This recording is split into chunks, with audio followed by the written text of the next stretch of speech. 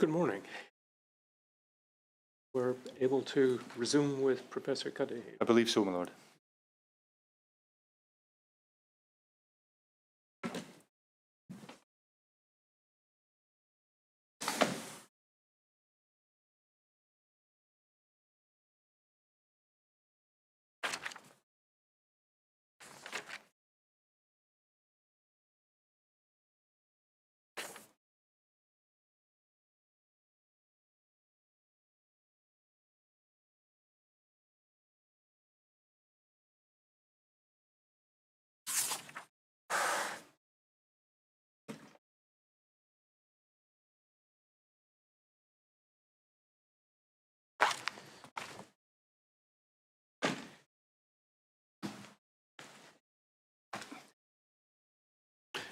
Good morning, Professor Cuddihy.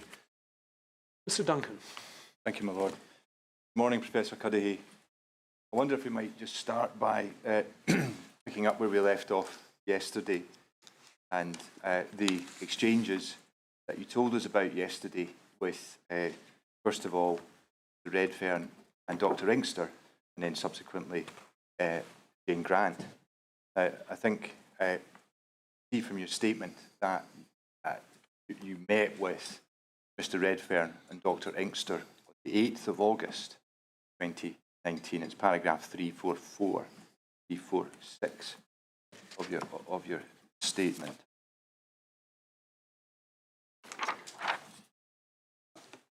And as I say, just to sort of tie up one or two things from that evidence from yesterday. At that meeting with Mr. Redfern and Teresa Inkster, did you ask the question, who was it that told you not to tell John Cuddihy about the further MC infection? Yes. And did you get an answer? And if we move then to the later, sorry, I pause. You told us, of course, that you wrote Jane Grant, set out a number of questions, including that question, and including a question about who had updated the IMT by saying John Cuddihy had been informed. And I think you said yesterday that in her response, none of those questions was answered. Is that right? Correct. And then I think you told us yesterday that you then had a meeting with Jane Grant and other senior management individuals. Is that right? That's correct. And if we go, please, to paragraph 351, and Ms. Callaghan, could we maybe just have this up on screen?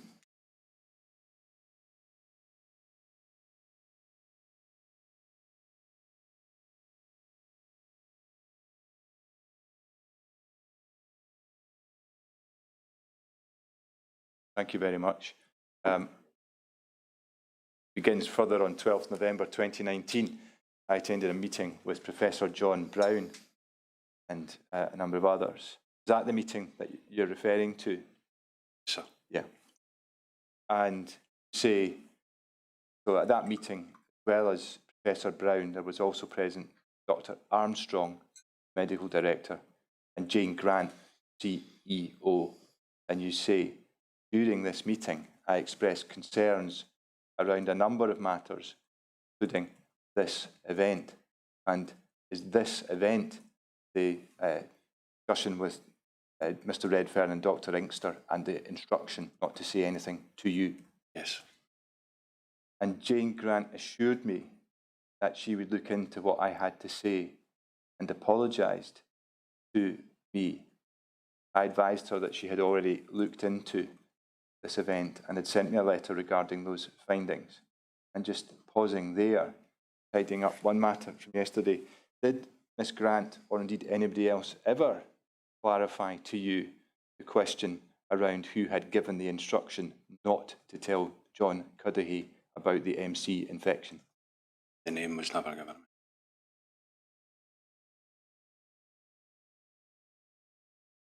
And you go on to say this had followed written communication from me posing a series of questions around the events alluded to earlier, which you've told us about. And then we go on to a slightly different matter, which you also touched on yesterday. say that in addition, Dr. Armstrong articulated the response to the identification of Mycobacterium coloni and proceeded to outline the events of June 2019 on Ward 6A and how water samples and bacterial samples were sent for advanced genome testing. I had to interject and advise that the event she was describing was actually another patient, and that such testing and comparison of water samples could not be made with regard to my daughter, as no samples were taken, certainly not to my knowledge. I think you did touch on this yesterday, but just to be sure we understand your position on this. Are you indicating that Dr. Armstrong thought you were the father of the person who had been infected in 2019? I don't know if she thought I was the father. I think she simply misrepresented and provided information which related to another patient. She knew who I was and she knew my relationship with Molly, but the subject that she discussed and the genome testing in relation to samples that had been taken and samples from a patient, certainly not Molly, and it was the other patient she was talking about. Yeah.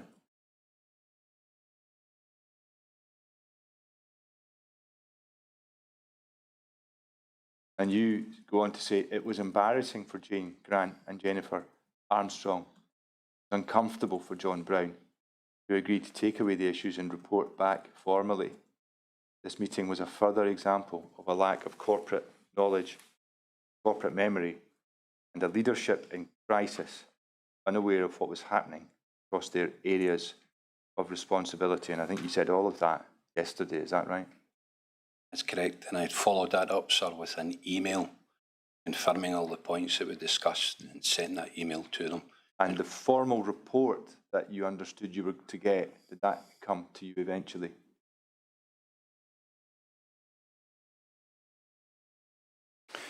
Thank you, Ms. Callaghan. We can put that to one side.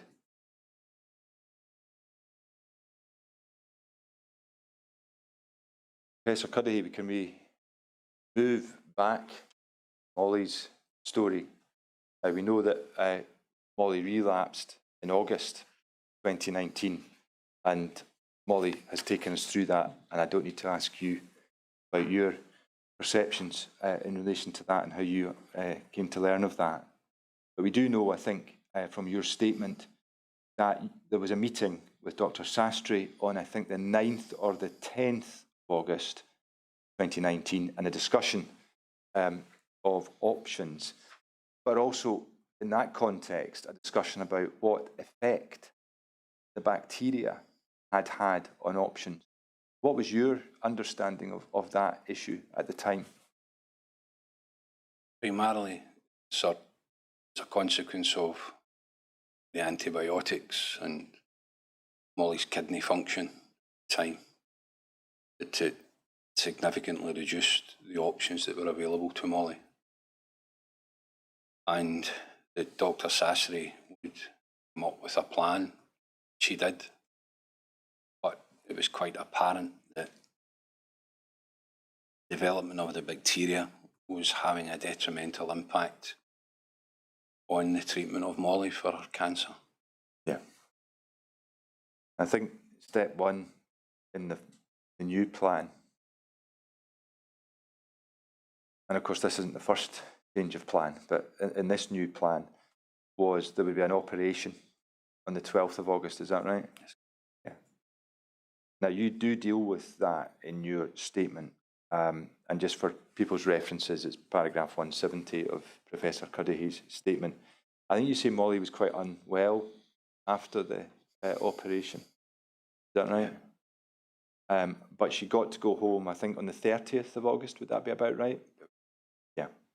And I think by that stage, she's now going on to the new plan, and she's having chemotherapy by pill, I think, is that right? Now, I wonder if we could just have you have a wee look at that, just to identify the relevant part of the statement. I think it's paragraph 172 we need to go to. I don't need it on screen, Ms. Callaghan, just clear.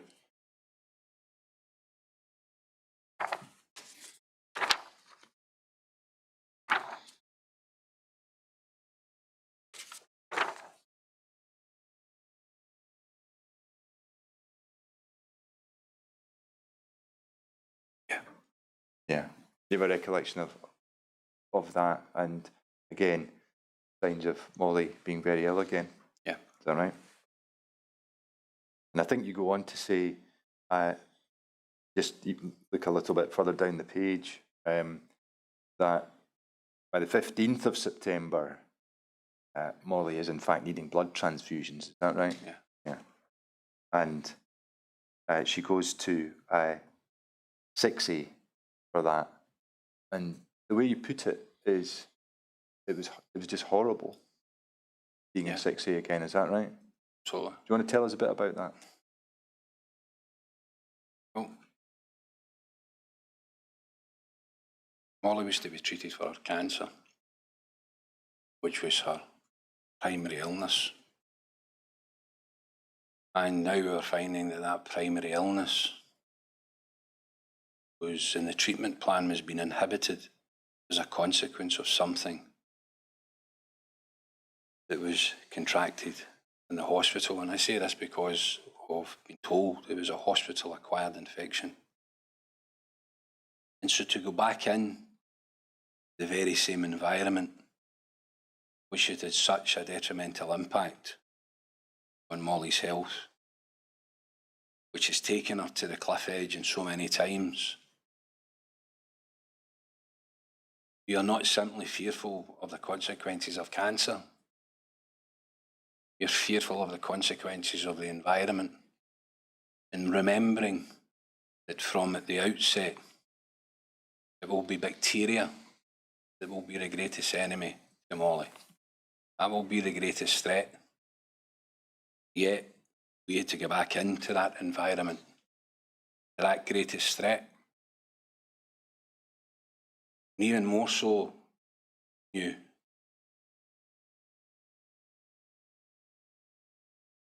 All the planning, all the preparation to protect, and all the clinicians and everyone tells you that this is what you need to do to protect Molly from bacteria. I was just wanting to shout to everybody, well, why don't you practice what you preach? Why don't you protect Molly? Why don't you ensure she will not be vulnerable to the environment? She had to go back there. Where else would I take her to? Dr. Sassi was there.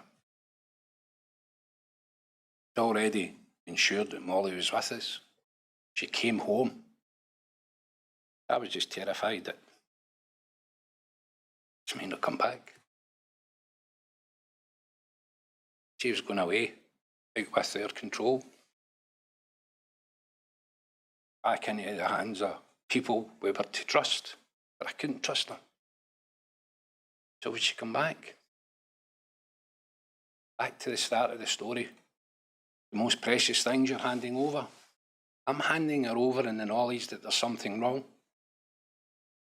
I was standing at the roadside and I saw the bus coming and hold Molly's hand. I wouldn't allow her to walk across the road. Of course I wouldn't. But I was supporting Molly to go back into an environment that was going to be as impactful on her. Threatened her life. We were allowing that because we had no other option. No other option. Yeah, I mean, if we just, let's not look at the story of the hospital. Let's just look at the story of 6A, 2019. The contingency, the escape from whatever risk there was, Ward 2A. Then look at the story of the contingency, 2019.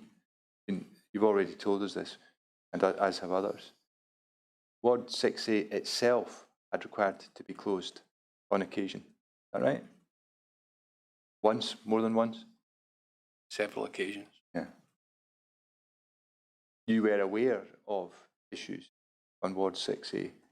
For example, you mentioned this issue to do with a kitchen, something that was described as a leak, but in fact, as you described yesterday, the leak involved apparently creation of mould or something of that nature in the environment on Ward 6A, is that right?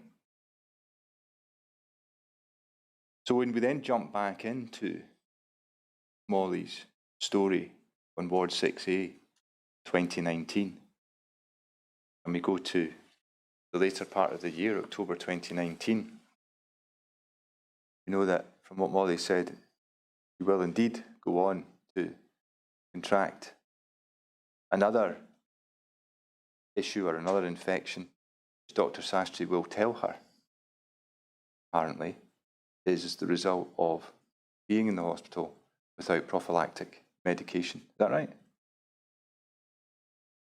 Okay, let's stay in Molly's story for a bit though. Before we get to that, we got this from Molly on Monday. I mean, despite everything that was going on in 2019, especially late 2019, and everything additionally that she faced, Molly and Sarah decided that they would set up a charity. Is that right? I mean, did the Every Thank You Counts charity exist before Molly and Sarah decided that they were going to do something about that? And I think they arranged a ball. Was that on the 5th of October? Is that right? Yeah. And who was at the ball? Everybody. 750 people there. Each of them were there for Molly and Sarah. However, they wanted to ensure that the Cuddihy family were there.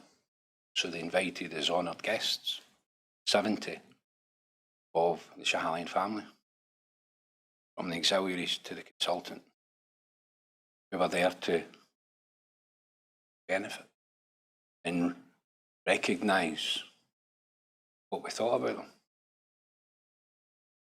As a thank you, small price to pay in relation to it, to say thank you. It seems it's not befitting of what it is that we have to say. But it was something.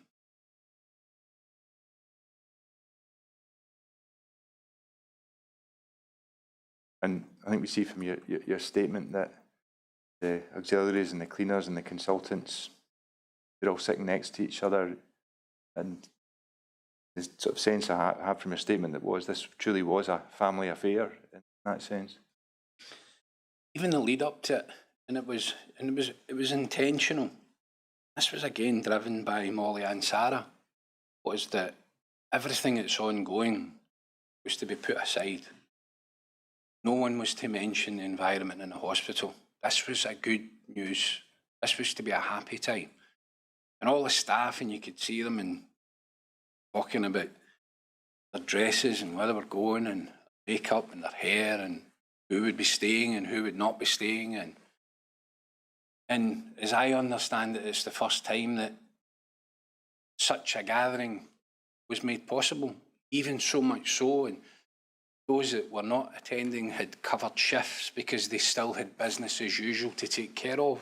Still sick kids, still vulnerably, critically ill patients that had to be cared for. And many of them who were there were still on call, responding to the needs of the hospital. And so it was the lead up to was as important as the event itself. The event went by in a heartbeat. It's a memory.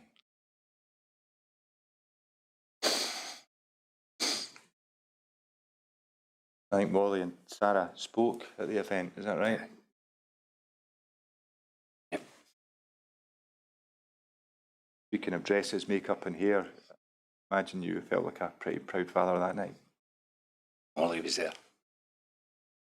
And did anybody know, beyond the immediate clinical staff, did anybody know that Molly had actually relapsed by this stage? So on the negatives that weren't to be mentioned, along with water, ventilation and other problems, nobody was told about that either. Is that right? Brodie and Nadia and Sarah had knowledge of it. But nobody's business. I think Molly in her statement explained that she'd actually gone on to the maintenance chemo to make sure that she was going to be able to do this. But we can see from your statement that, in fact, on that night after the ball, she became unwell again. Is that right? And I think that then leads, eventually, we can see from your statement that you have to take Molly to A&E one night. Is that right? Have I got that right, that would be around about the 23rd of October, just very roughly? Yeah. Now, how long did it take you to get from A&E onto the ward? Several hours. It was 3 hours, I think. It was, yeah, but 3 hours. Now, in your statement, Professor Cuddihy, in that context, you say something about patient pathways and that you asked questions around that issue too. Can you tell us a wee bit about that? Yeah, certainly so. Again, our experience in relation to our response and the protocols in 1 hour away and how we deal. But roughly about 10 o'clock at night, there is no doctor physically on the ward in Schiehallion. They were still accessible. Worked very, very long hours there. And so it was not unreasonable that 10 o'clock is a cut-off time. Often they would be there beyond that, but it's because they would be dealing with the needs of a patient. And so you would be required to go to accident emergency. And the reasoning there is that you can have a doctor to assess your vitals and what have you before you go on to the ward. But when you enter the accident emergency, any accident emergency is a zoo. It's a zoo.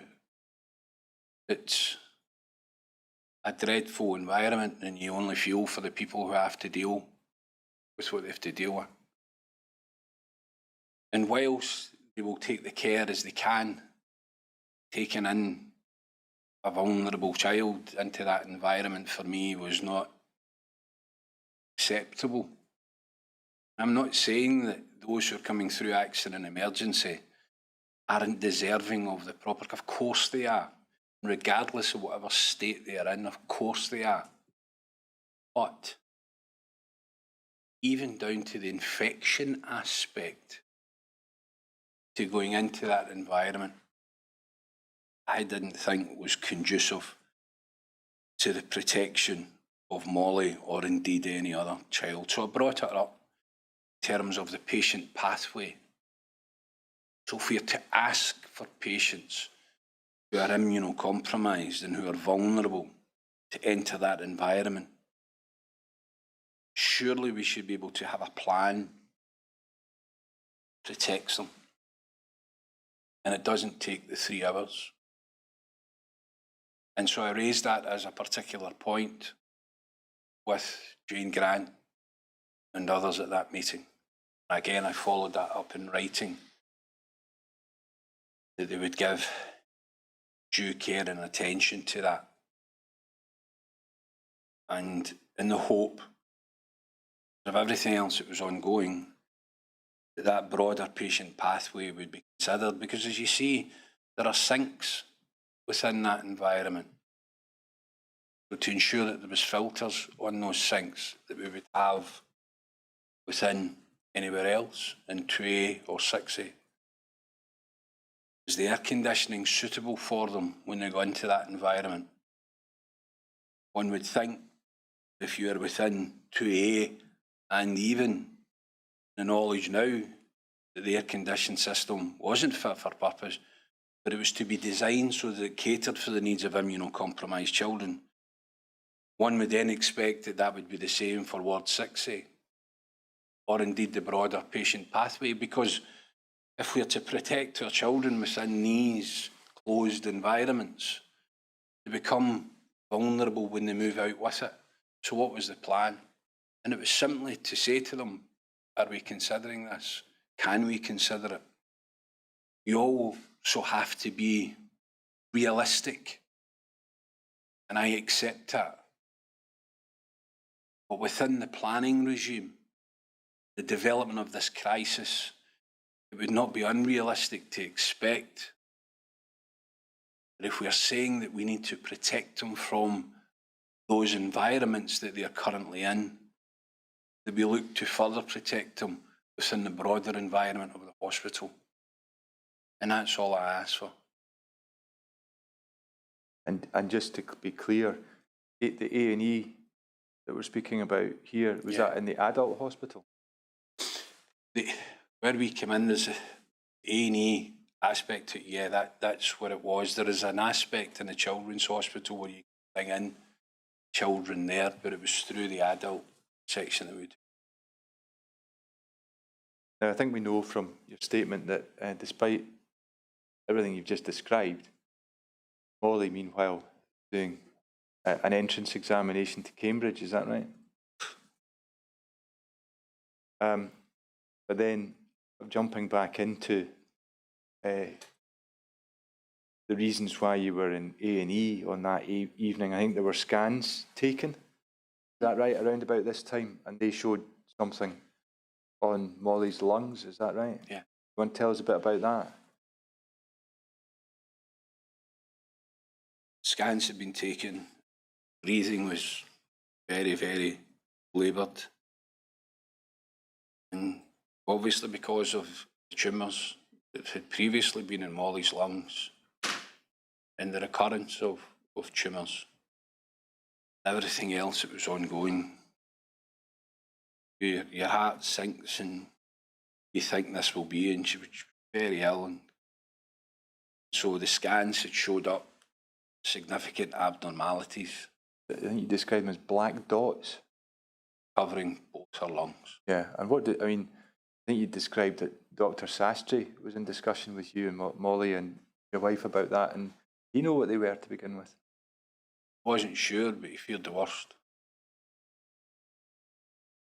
But in the end, in what you described as good bad news territory, that it wasn't tumours. It was, in fact, what Molly told us about, PCP pneumonia. Is that right? And what do you understand that to be?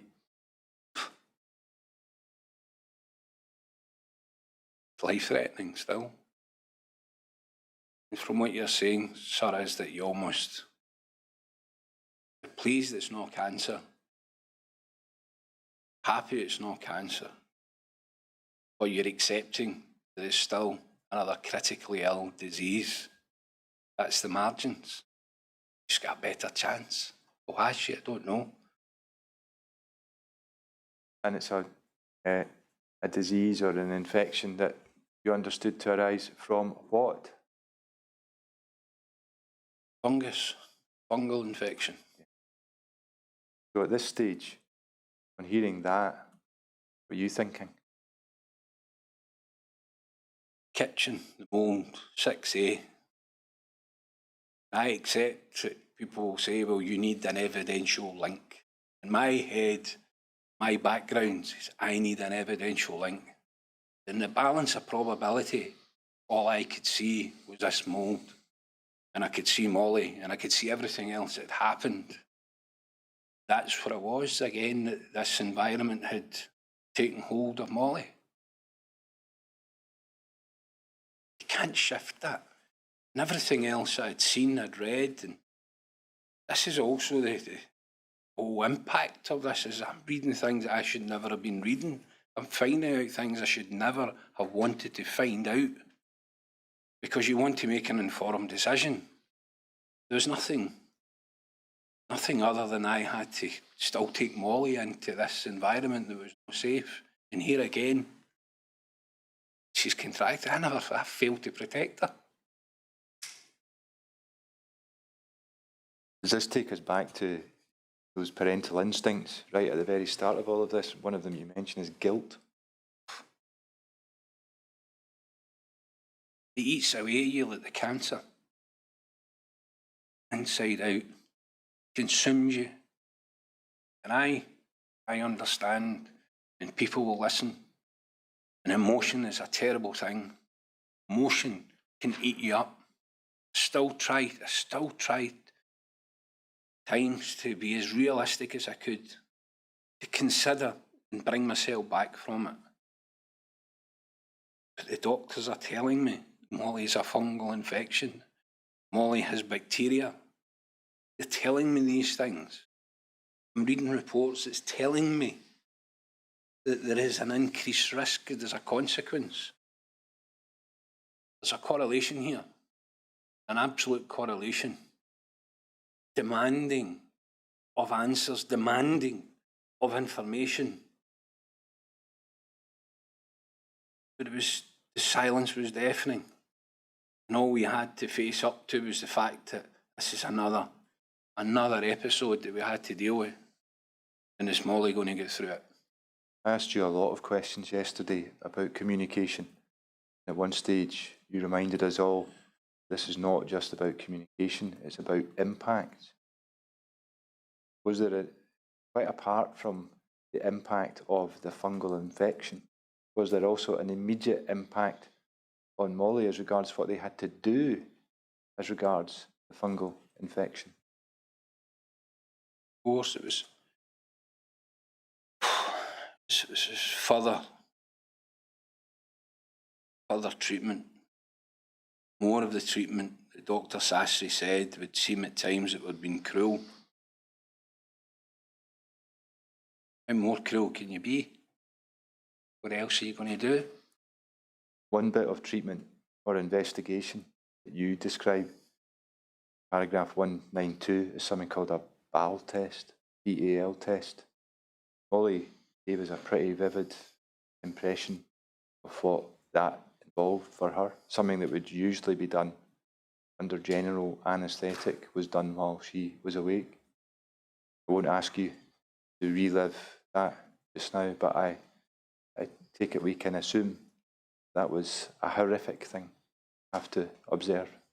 That'd be fair? I was with her. She went through it. Doctors had said to me that anybody going through this, John, should have the anaesthetic.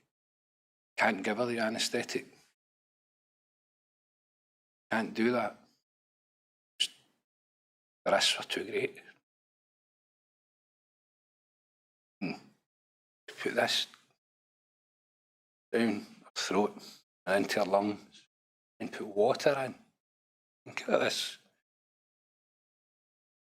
Molly's described it to me as though, so you're drowning. I don't know what that, I can only sense what that would be like. Horrifying. Again, she's living this, she's feeling this, and she's thinking that this is treatment to help me. But it did, and it's there to wash out and to flush out all of the horrible stuff that's there, so that they can deal with it. And this is just constant, one after the other that she's going through. And Molly's wee body at the time was just a pick on her. A pick on her. No, this was constant. And what's it doing? Not only physically to her, doing to her head, it's doing to her in relation to what she's thinking. And we're allowing this to happen. What kind of parent are you?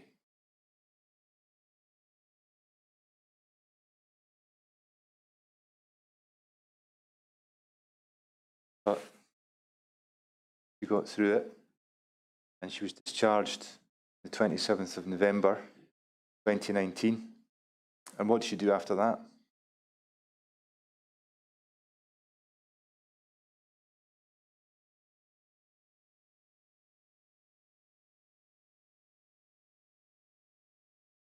I mean, I think we can see from your statement, once again, the lipstick and the wig, and Took her to Edinburgh. Molly did an interview at Edinburgh University. And the difference in her when she walked and she bounded through the gates at Cambridge, as high as a kite, and she was just so, I'm going there, Dad. And she couldn't walk up the stairs. But she had to, because that was her future. Needs her future, she had to focus. So she dragged herself up those stairs. And we watched her. Because she has to have a future. Molly has to push on, and that's when, say, Molly protects us better than certainly I protect Molly. She went in and she done her interview at Edinburgh University. And then came away from it. Back to her bed.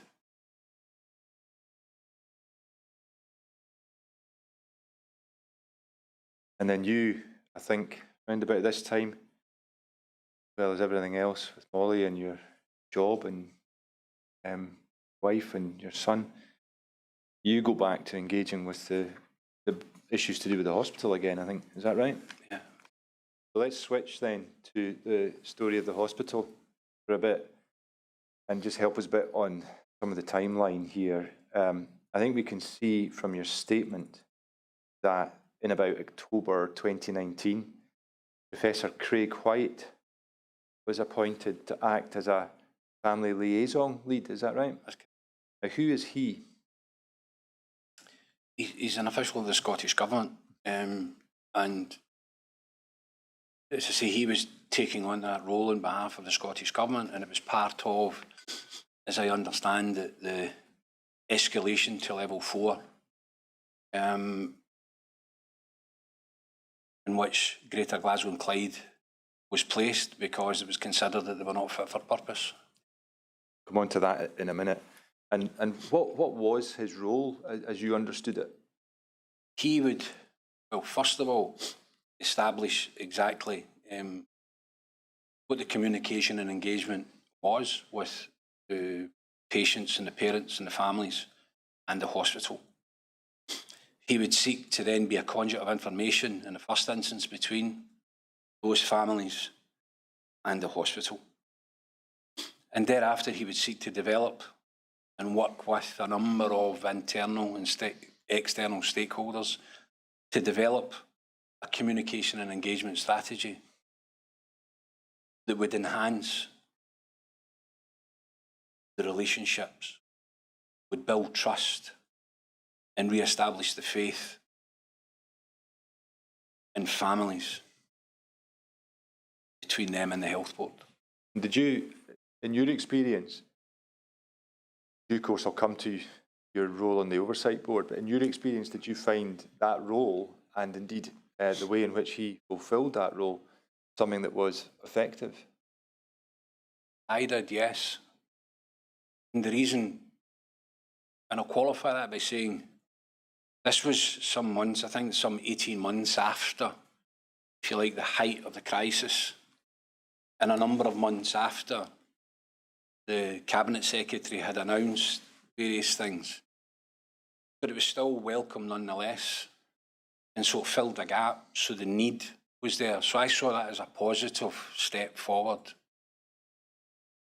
And I made it my own intention to go and speak to him directly so that I could understand what is it that you're going to do here. Will you act on our behalf? Will you enhance the existing communication and engagement? And this could be somebody who could have a subjective view to consider both sides, because I am sure on both sides there will be individuals who will consider that they were perhaps good or bad. The issue is, was it effective?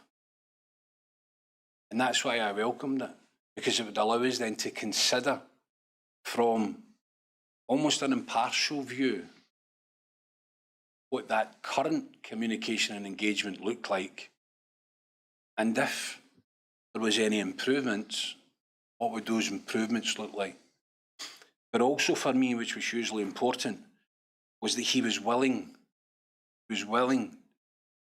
to communicate and engage, and to enable the co-production and co-delivery of that strategy. That for me is true engagement. He was inviting input from everyone, and from that we would work out a way forward.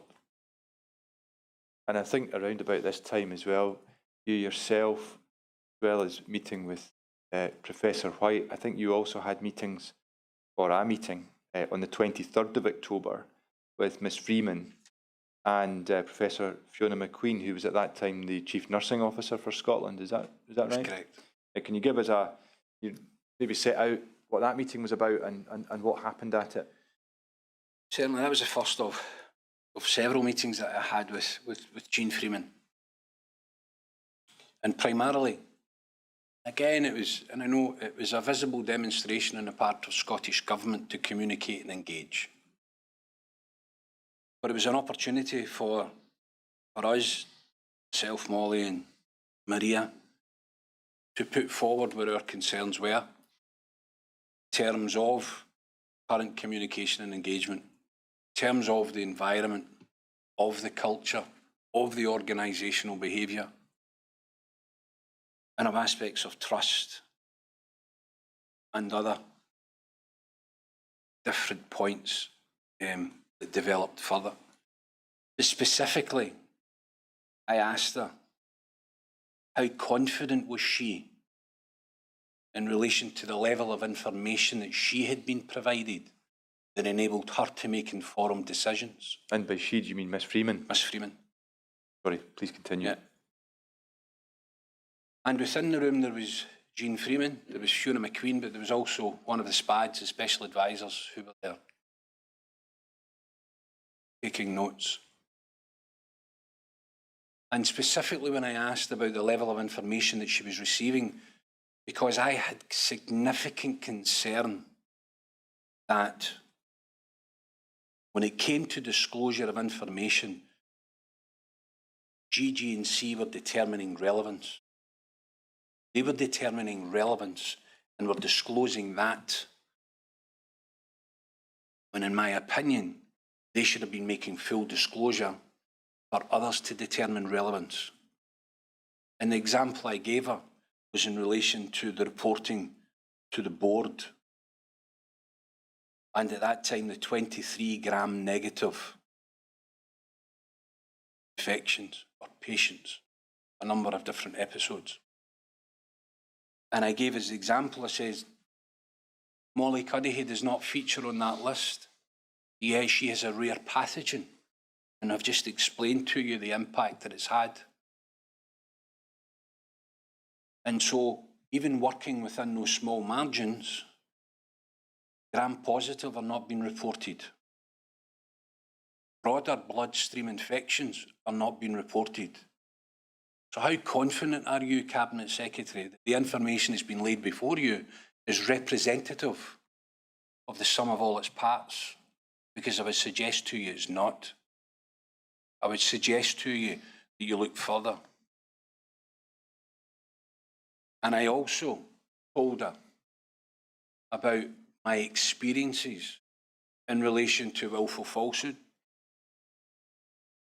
I told her about my lack of confidence in the Chief Executive for the reasons that I have articulated.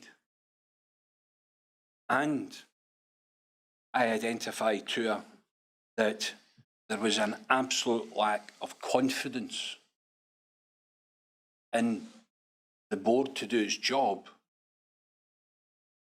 because the reason they were not being provided with the information. So how can you scrutinise? How can you hold to account if you only have half the story?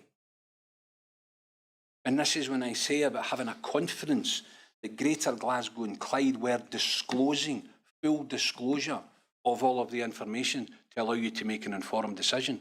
But of course, even with the partial information, they thought it necessary to place Greater Glasgow and Clyde, escalate them to level 4, which in itself told me she agrees with me. They're not competent. And they're not competent in the area of infection control, because that was one of the areas They're not competent in the area of communication and engagement, because that's another of the areas. So she listened, she noted, and she said that she would take forward our concerns. Okay. Now, just to identify where we are in your statement, Professor Cuddihy, I wonder if we might have a look at paragraphs 267 and 268. Ms Callaghan, would we be able to have those up on screen?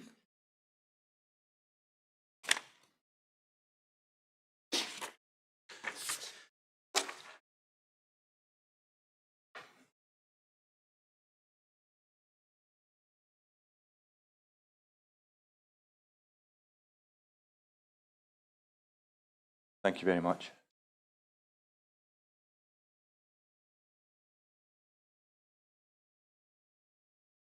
Can we jump back to 267 and 268, please? I think certainly in mine it's jumped ahead. I don't know how it is for everybody else.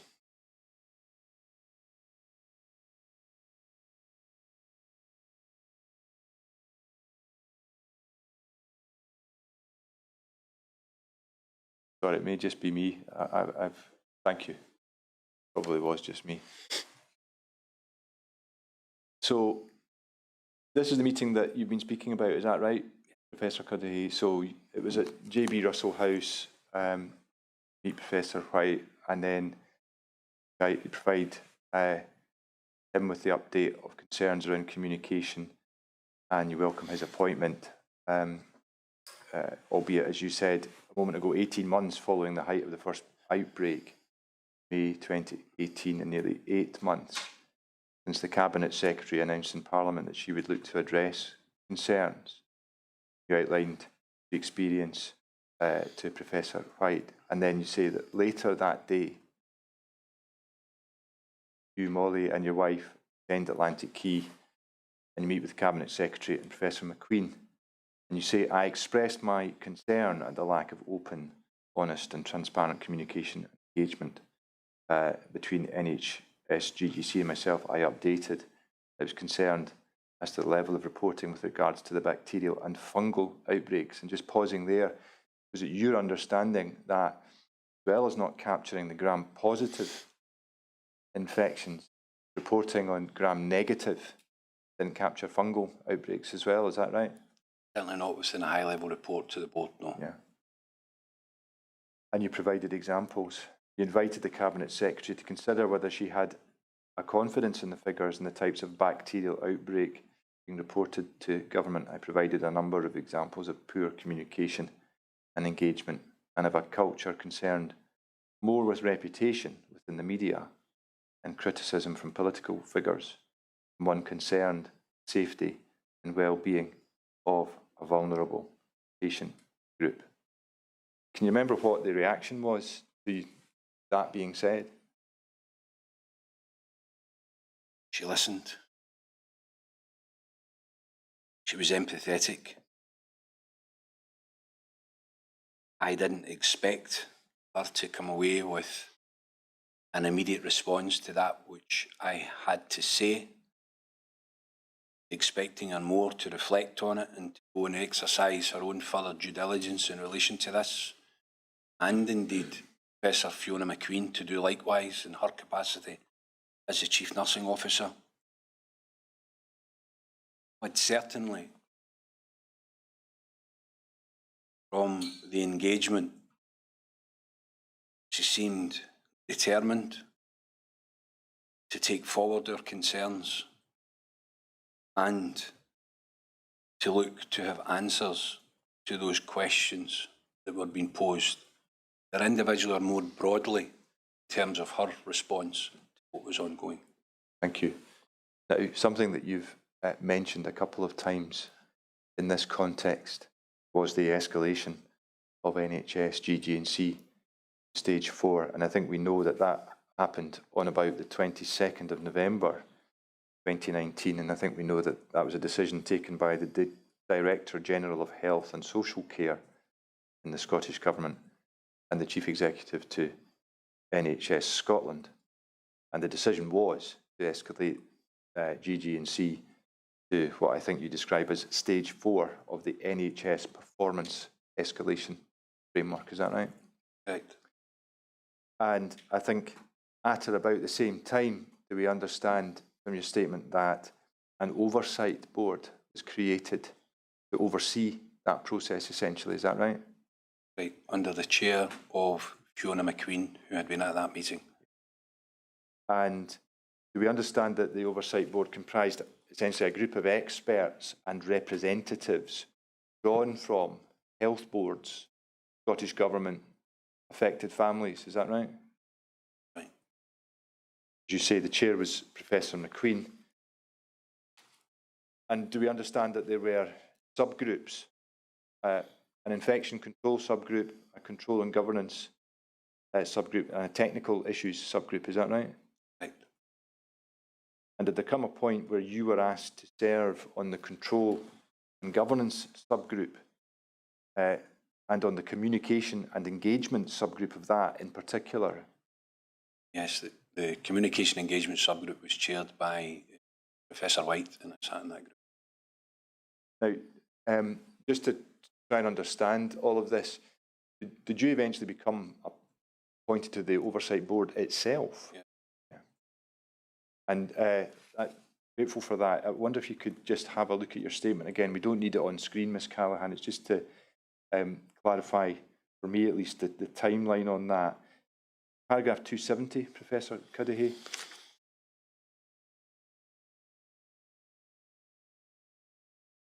I think you say that following you really having taken confidence from Professor White's involvement, you agreed to become part of the engagement, the communication and engagement subgroup, and that's about the 5th of December 2019, is that right?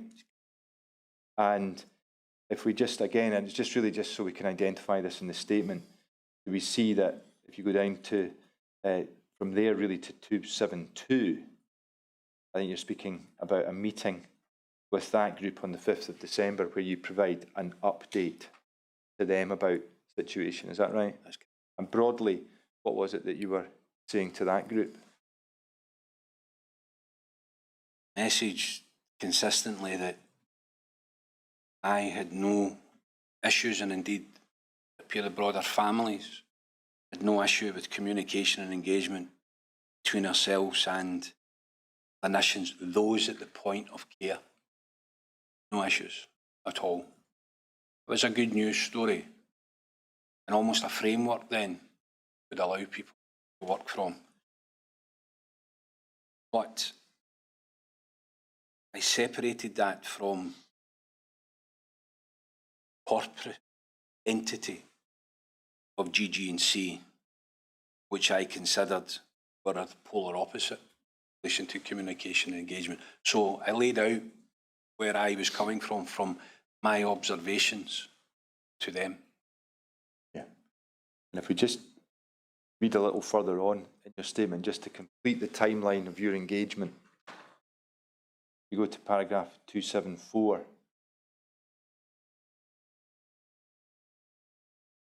Do we see that on the 15th of December, you met with Professor McQueen and Professor White again, and in fact, did you at that stage agree to become part of the oversight board itself, is that right? Correct.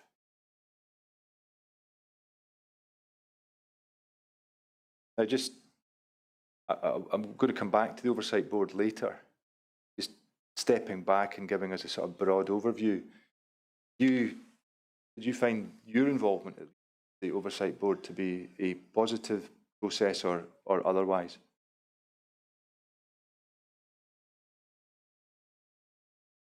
I mentioned earlier that within any conflict, it requires both sides to come together.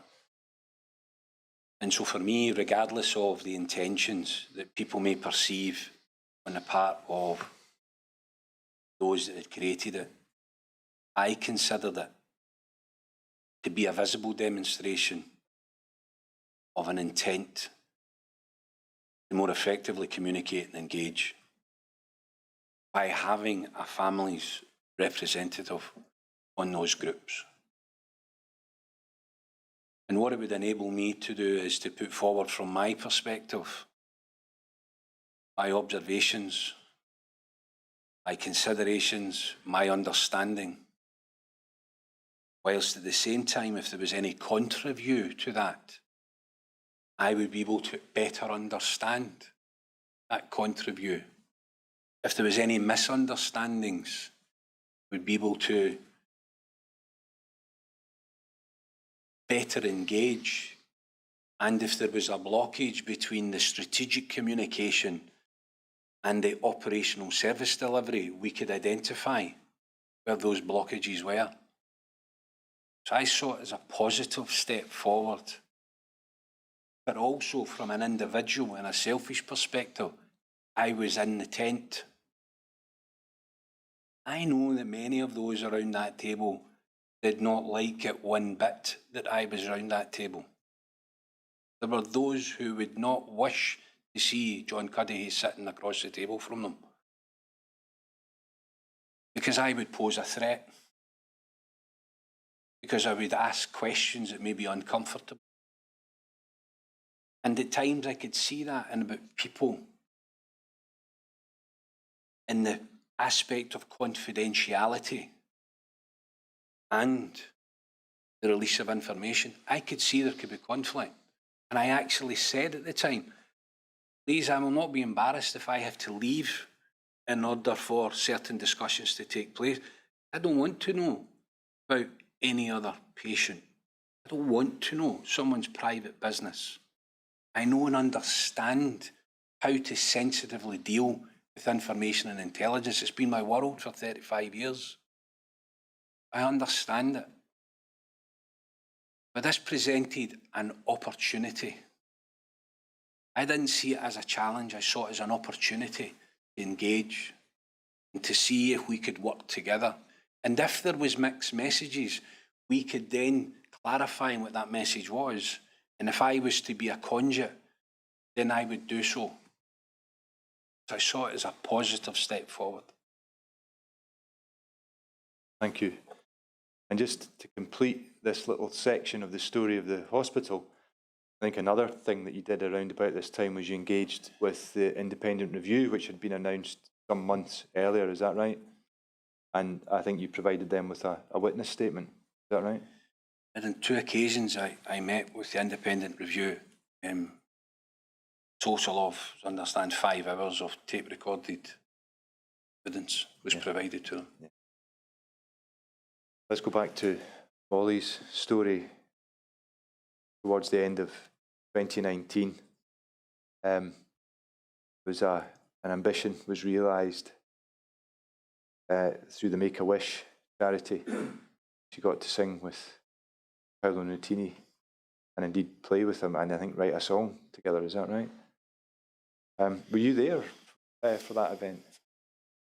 Yeah. And there's footage of that available on things at Facebook, is it? It's another indication of kindness of people, the humanity of people. What a lovely guy, a lovely man. He took so much time with Molly. And it was like sitting, forgive me, in your granny's front room with a guitar.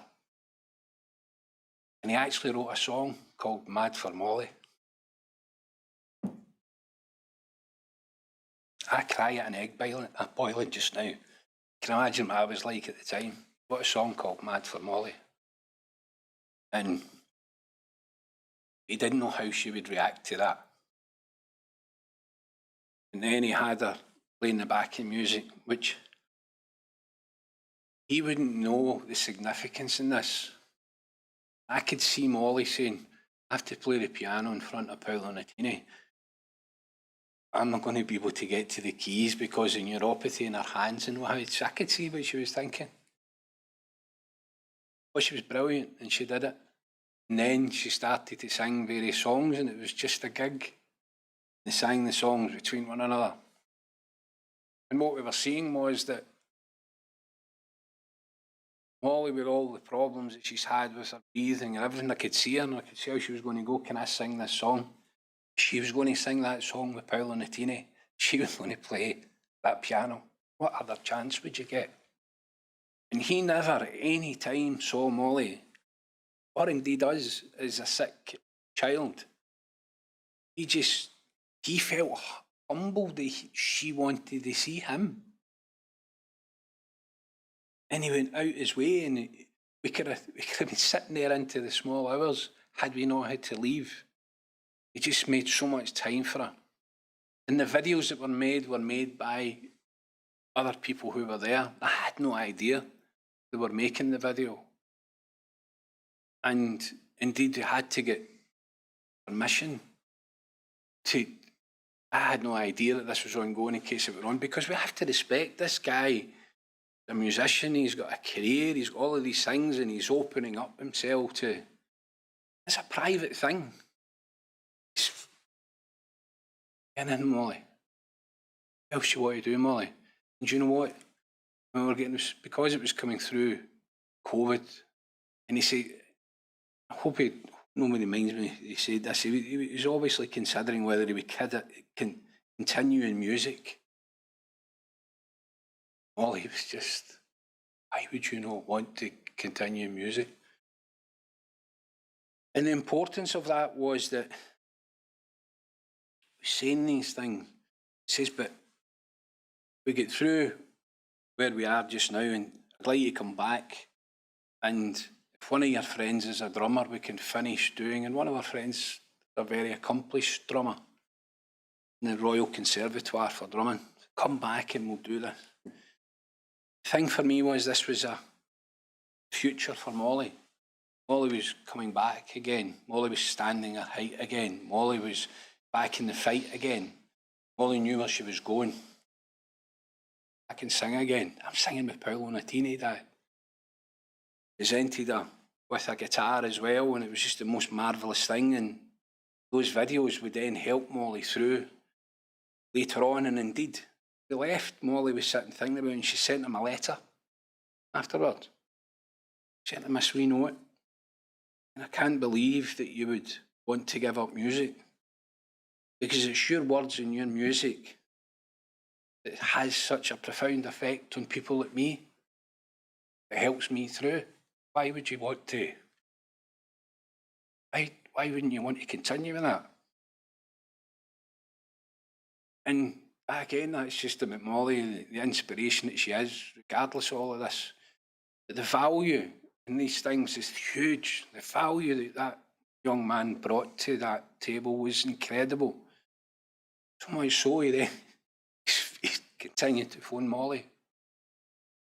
Not because he was Paolo Nutini, a musician, it's because he had a relationship with her.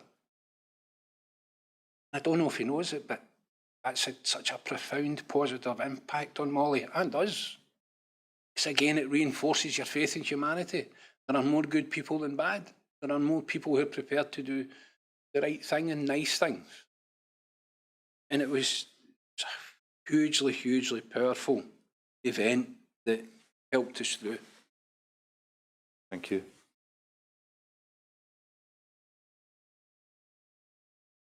Staying with Molly's story, go back to somebody else you've described as she has, as somebody who's, on what we've heard, always prepared to do the right thing, and that's Dr. Sastry.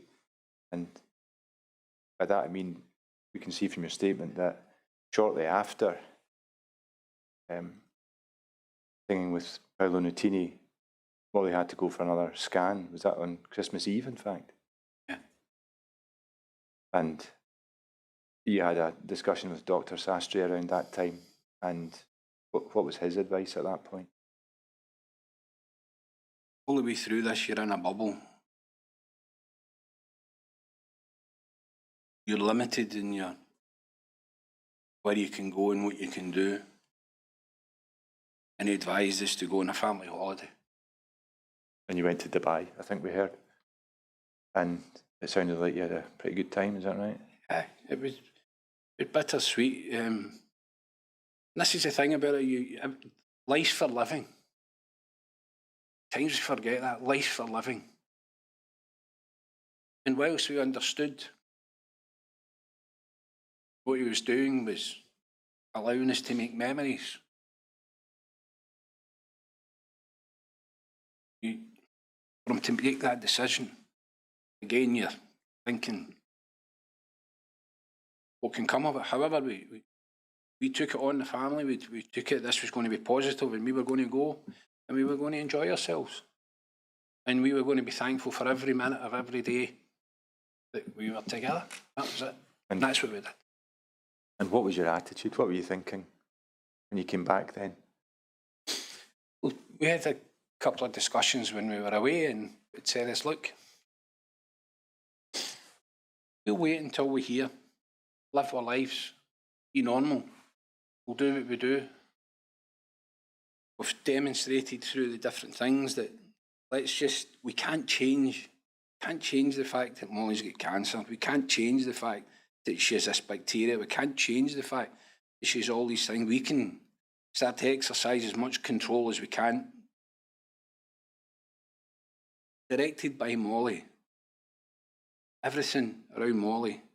And we would be as normal as we could be. We'd be a family. And we would enjoy each other. Because there are a lot of people going through terrible things. Things can happen instantaneously. And some can be cruelly taken away from you. So live for life. Live for life. I think the way you put it in your statement, paragraph 206, is we'll live our lives and we'll chapter door when we need to. Is that right? And in fact, Molly did chapter door soon after that, and that was to have her stem cell transplant, February 2020, is that right? And I think, just continuing with that then, I think we can see that she starts off in 6A, and then I think she's in Ward 4B for a bit. And I think you describe Dr. Sastry, this maybe helps us on the sort of communication side of things again. Dr. Sastry walks you through and Molly through the plan, and the sense I get from the way you describe it is that everything was worked out to the nth degree. Would that be right? I've mentioned a number of times, sir, about the small margins. Dr. Sastry knew there was no room for error, and so he spent some 2 weeks putting this plan together. He'd only ever engaged in an aspect of this once in his career. Putting all this together and all the complexities with Molly, he wanted to be sure about what he was doing. He knew the risks. The team that he had, pharmacists, all of the people that would be involved, identified the types of drugs that would have to be utilised. And he'd said to us that this will take Molly to ground zero. This will have a significant effect on Molly. But it's what we need to do. And within that report, which we had to signed the report, and within it, it identified the particular drugs that would be utilised, and one particular called the etoposide phosphate. Etoposide phosphate is a derivative of etoposide from the manufacture of etoposphos. That's important because within that, in those very small margins, chemo drugs, which I didn't know, were also influenced by your height and weight. And in relation to that, as a lead up to it, it was 60 kilograms for Molly, and it would be 60 milligrams per kilo of etoposide phosphate. So 3,660 milligrams of etoposide phosphate were to be administered during the cycle of this plan, together with other drugs. This was all detailed by Dr. Sastry. Okay. So we'll move to the stem cell treatment in a minute, but the hospital story hadn't gone away, I think we can see from your statement. And were you aware at this stage of issues to do with ventilation in the hospital? I was, sir, yes. Do you want to tell us a bit about that? I've already alluded to the Innovative Design Solutions report in relation to the air conditioning within Ward 2A, and that it had increased the risk to immunocompromised patients. But further within that report, there was a recommendation that all other areas in the hospital where such patients should be reviewed. All those other areas, whether it was 6A, 4B, or the patient pathway, should be reviewed. And of course, through our time and through the observations, we saw the HEPA filtration systems arriving on 6A, telling us then the air here is not clean enough for immunocompromised children. I was also aware, sir, of a number of S-bars, again, in relation to air conditioning. And those S-bars had gone all the way back to 2015, where concern was raised in relation to the air conditioning of 2A and other wards, including 4B and others. I was also aware that in November 2019 there was an S-bar. It was authored by an individual called Ian Powery, sent to Tom Steele, the director of Estates, in relation to the Innovate Design Solutions report. In that, they would have to go forward with the work in 2A. So all of this gave me significant concern, not only about the water, but the air conditioning. And I knew that Molly would have to go into a sterile environment because of the stem cell.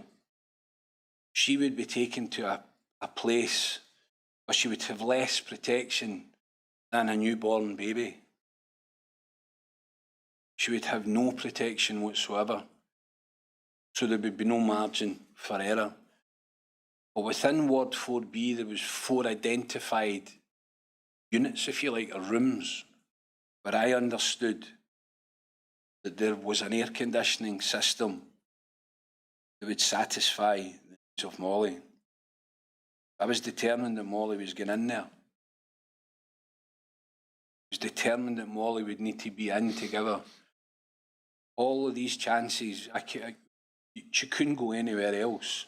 We would still cocoon her from all of the other things, but in our wee space, our wee bubble, we could do our damnedest to protect our daughter. I was going to do it. And that's why Molly was moved to 4B, came to her stem cell. Yeah. And just to, so that we can pick up the references in your statement, Professor Cuddihy, if you have a look at paragraph 213 of your statement, as I say, it's just to help us when we come to consider your evidence.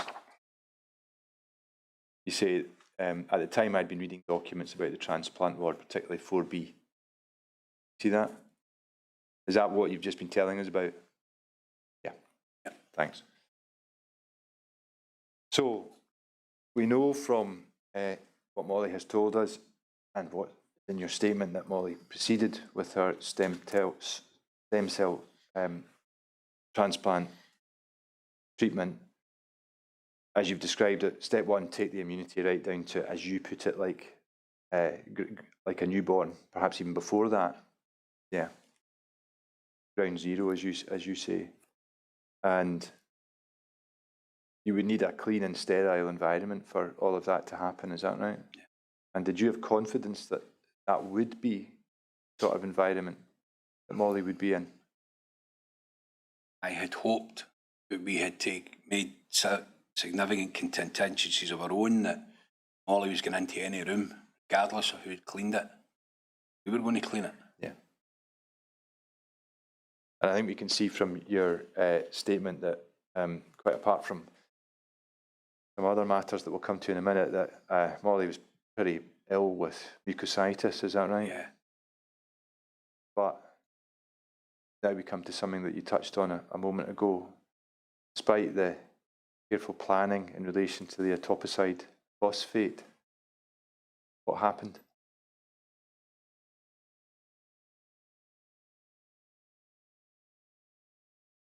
Molly was given 4,120 milligrams of etoposide phosphate. 14% of an overdose was given to her. Despite all of the careful planning, despite all of the efforts, the meticulous preparatory work, the nurses who came in and would check every label and check with Molly's Chi number, through the Chi number and administer the chemotherapy. All of the labels identified accumulation to 3,660. So those nurses were giving Molly what they firmly believed was 3,660 milligrams over a period of time. But actually, they were giving her 14% more of the drug. Gave her 14% more of a drug. If Dr. Sastry had intended her to be plus or minus 14%, I'm sure he would have detailed that. If Dr. Sastry hadn't written 3,660 milligrams, didn't mean 4,120. He did it through careful planning because he knew the effect that such drug would have. He knew that how these drugs burn the body, how they impact the body, how they attack the body. When you're given a prescription and it says in the bottle you're having 5 milligrams of morphine or you're having 2 milligrams, you expect to get that, especially when it says it on the label. Those labels did not say 4,120, it said 3,660, and they gave that to Molly. Gave Molly an overdose. An overdose of chemotherapy. It defies how. The reason why we have the reason why Dr. Sastry takes the care and attention is because they know the risk. The reason why we have 2 nurses with gauntlets wearing aprons and gloves, because they know if it spills and what it does to the floor, if it goes on the floor or on their hands, how corrosive it is. And how they detail every single injection and every dose is there. Carefully detailed. And we give her 14% more into her wee body.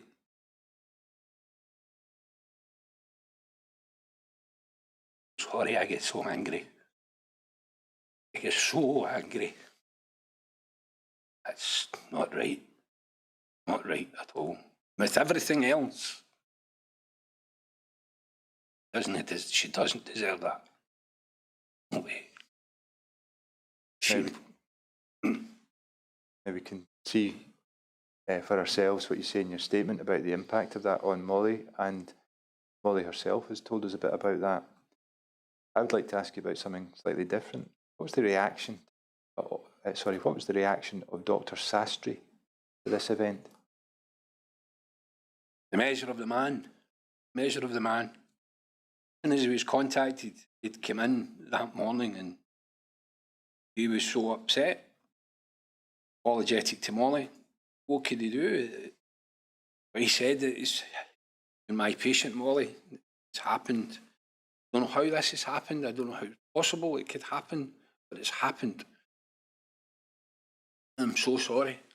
So sorry, Molly. And you see, this is when when I say about thank you is not enough. Word sorry. Sorry. When it's said, it doesn't describe, and at the end, Dr. Sastry, whilst he apologised and Yeah, it would be through the duty of candour, and harm was caused, and he was more than sorry. He was frightened. As we all were. He was frightened.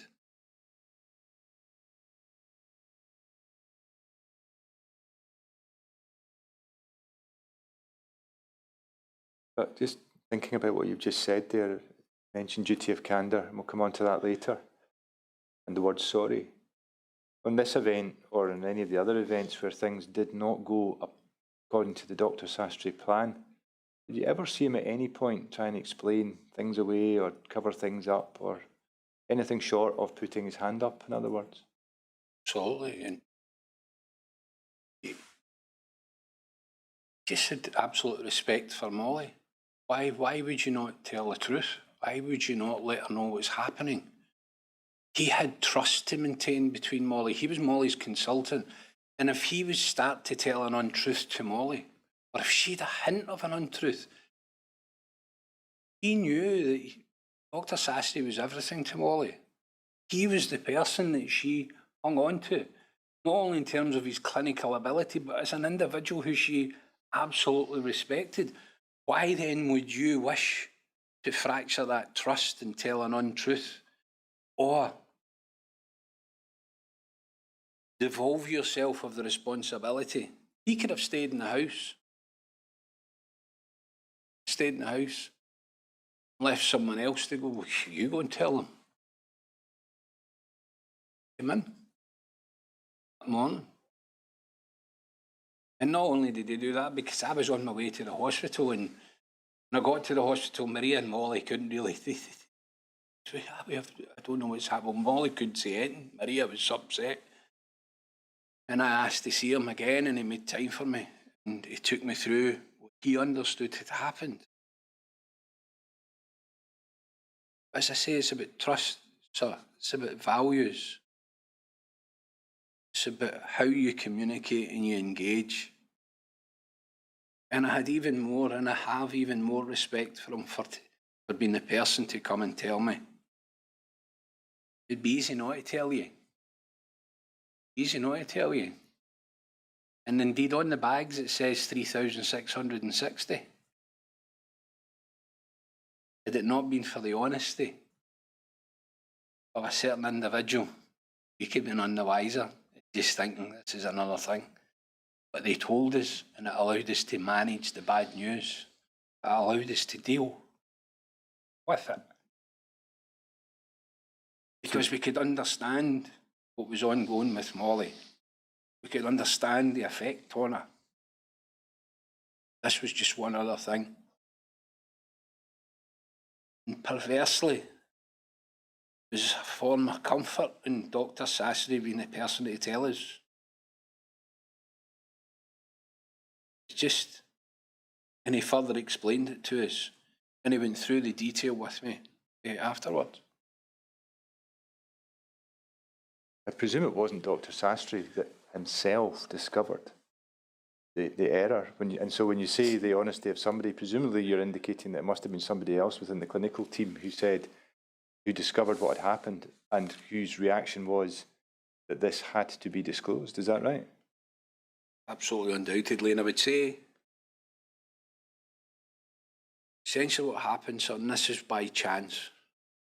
This was not even by design. This was by chance. Pharmacists on Ward 2A and 2B, part of that Schahalian family, and they know the patients. They know everything about them, their medication, the rhythm of each dose. And as I understand, such a pharmacist, when reviewing another patient, spotted something that wasn't quite right in terms of how a drug was being made up. And when the drug had appeared, it showed a quantity of the drug. This again is about experience and expertise and having trust in those individuals. This pharmacist noticed there's something not right about this. Looked into it and said, how this has been made up the conversion rate, and it was the same type of drug, etoposide, phosphate. Conversion rate you've used here is wrong. And I highlighted that to the unit that makes up the drug.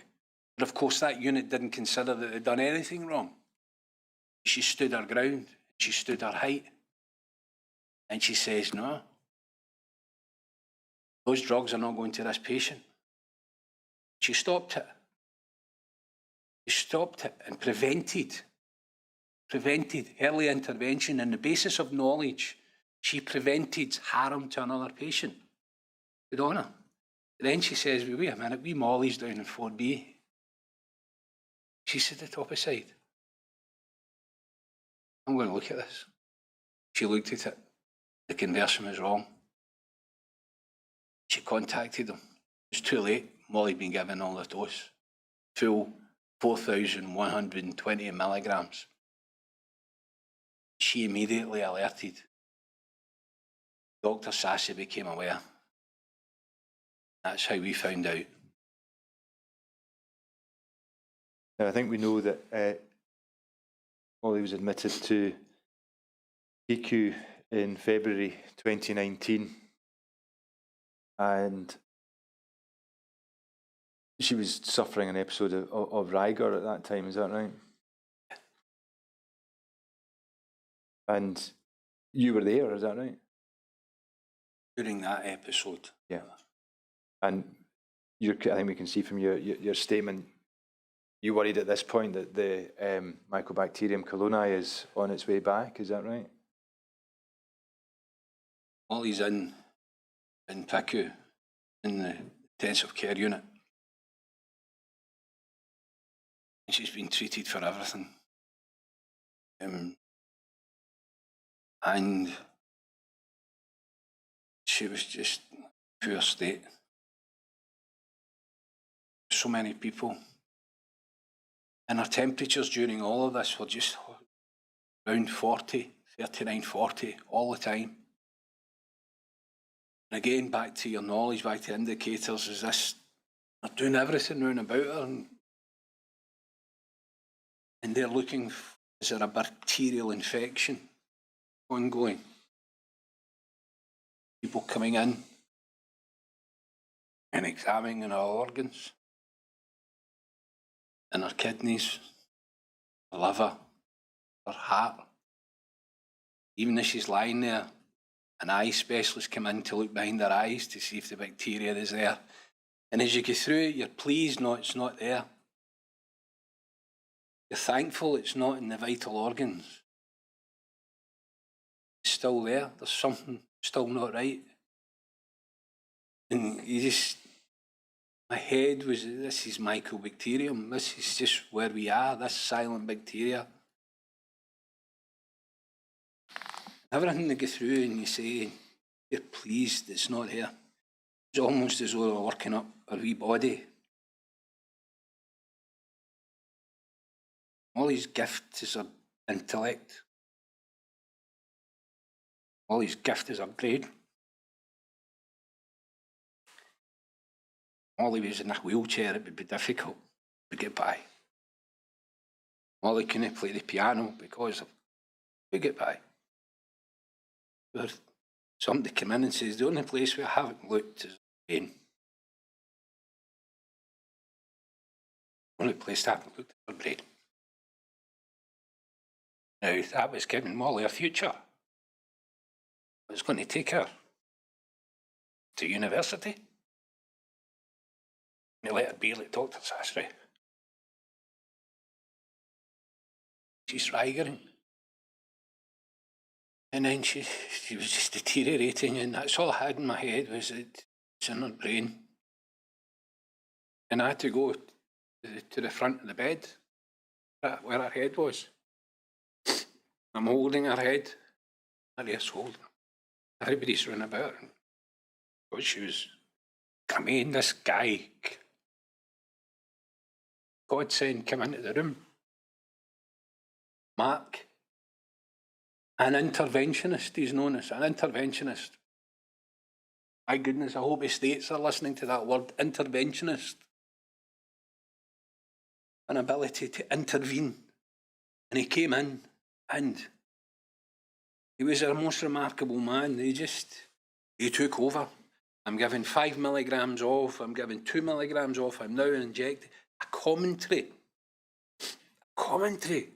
to tell everybody what he was doing and why he was doing it. Molly's looking at me. The eyes are just... I cursed him.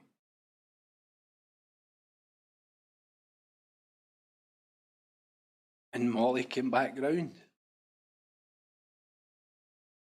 As she came back round, Mark, the interventionist, says, right, Molly, I'll speak to you soon. And he left the room. He just left the room as though it was an everyday occurrence. Saved my wee girl's life. Saved my wee girl's life. She started to come back to us. I met him after. I had to go for a wander and seen this guy. Seen him in Marks and Spencer's. I walked out and he was getting a sandwich and a packet of crisps. I went up to him and I didn't know what to do. I just wanted to hug the guy. He just saved a wee girl's life. And he was away to get a packet of crisps and a sandwich at Marks and Spencer's. There we are. Sorry. Sorry is the last thing you should say, Professor Cuddihy. Molly completed her transplant and she's taken us through the rest. And I will ask you some more about Molly's story, obviously, but we're going to go back to the story of the hospital. As we are changing tack, my lord, I wonder if that might be an appropriate moment to have the morning break.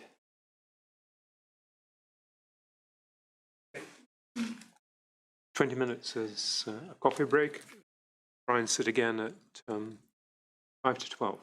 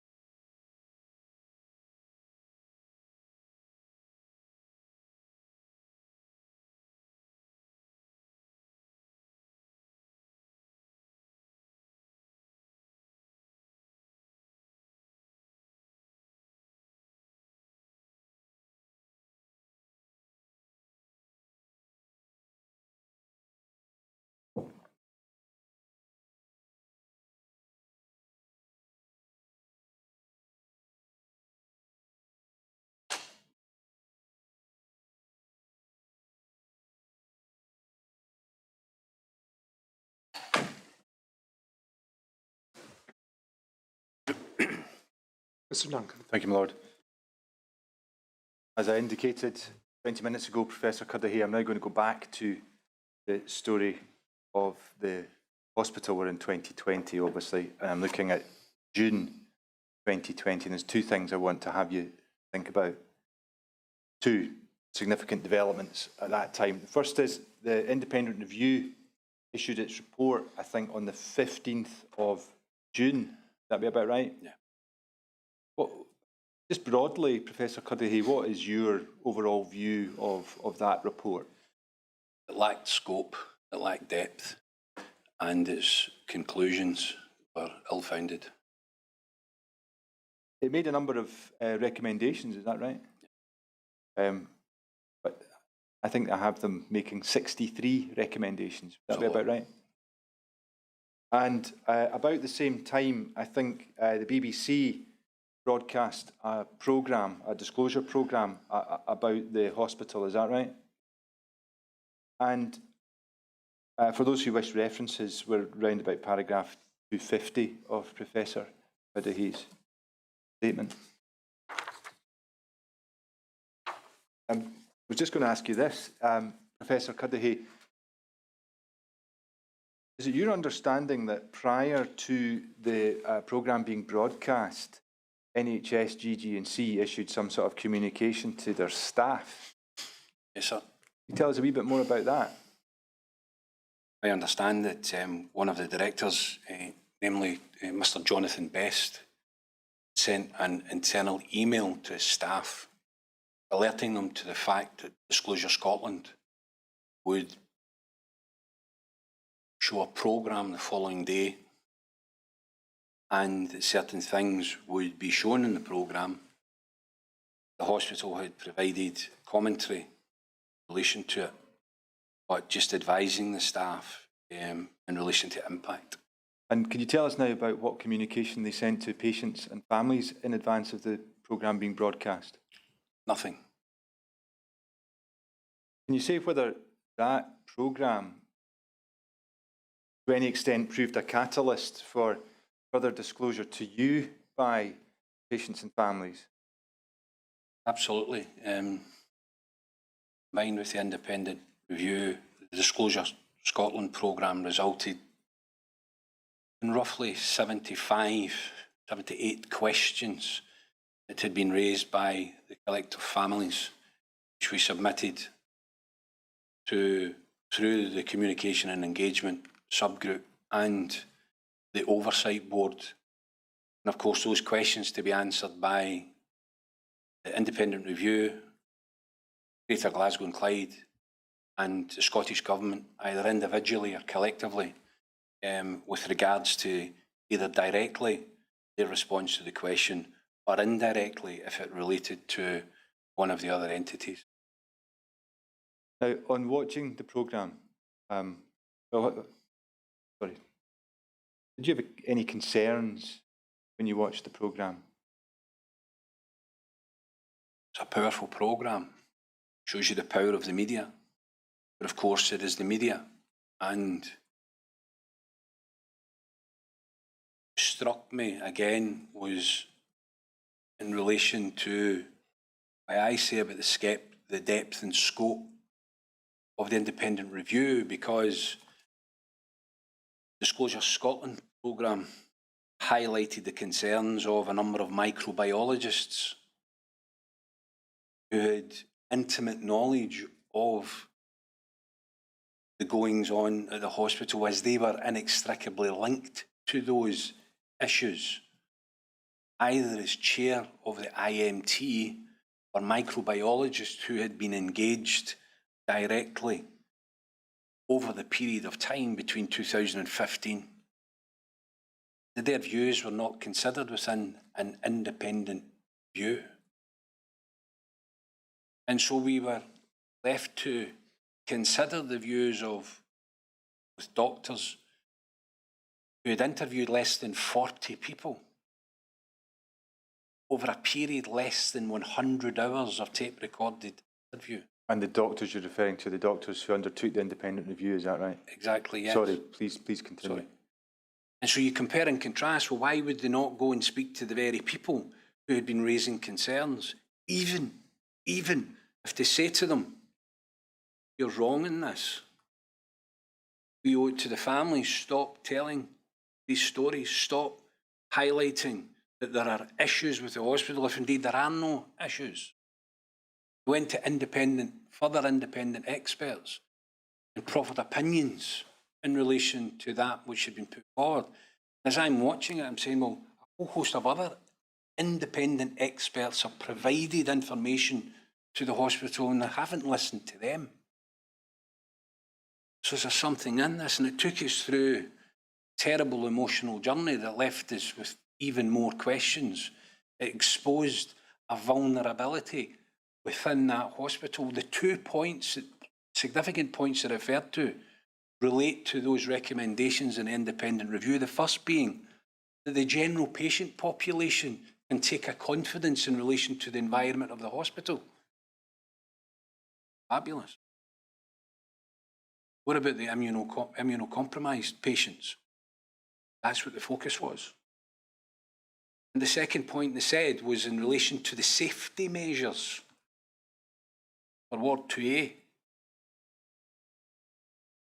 Ward 2A was closed, still closed. So how can you make a recommendation about something that's actually still ongoing? Defied logic. So for me, the integrity of the report was flawed. If you do not ingest into it all of the points raised by these microbiologists and other clinicians and other experts, if you're not prepared to engage with the families, and as it turned out, I was the only family member who spoke to the independent review, as far as I'm aware.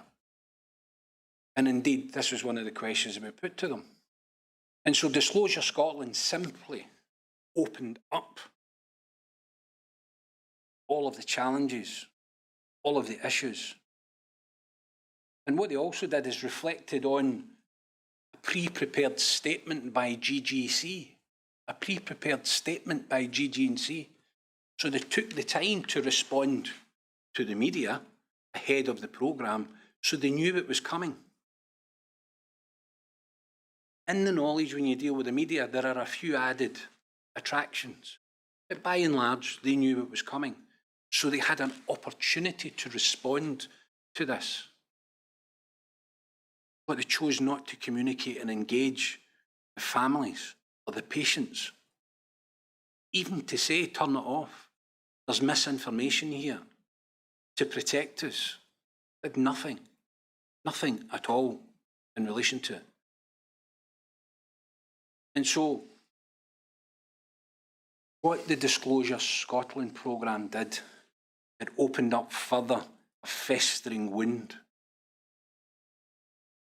Opened it up and left us considering if you, Disclosure Scotland, and the journalists can access these individuals who are engaged daily with us in our treatment, and they're expressing significant concern about the environment, why would the independent review not speak to them?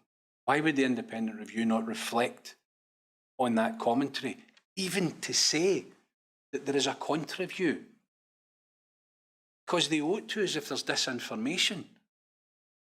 Tell us. Do what Dr. Sasri and others do. Inform us. Allow us to make an informed opinion. This was over national television. This was following various reviews, an independent review, journalistic scrutiny. This tells you that there is something ongoing in that hospital. And as I say, they had over a week, Greater Glasgow and Clyde, and I know this, had over a week to prepare the statement. They gave that statement. Again, they reflected only on the positive aspects that they considered within the independent review, so they would be selective in what they would wish to take. And they would talk to their staff, quite rightly, absolutely. I have no issue at all. It was the right thing to do. But what that tells you is they knew and understood. And when they tell you that the patients are demonstrably at the centre of their decision-making, patient care is fundamental. Well, I'm sorry, in Greater Glasgow and Clyde for the immune suppressed, patient care is but a concept, not a reality. Thank you. Now, just again to locate the relevant section of your statement, Professor Cuddihy, if I take you to paragraph 286, I think it would be.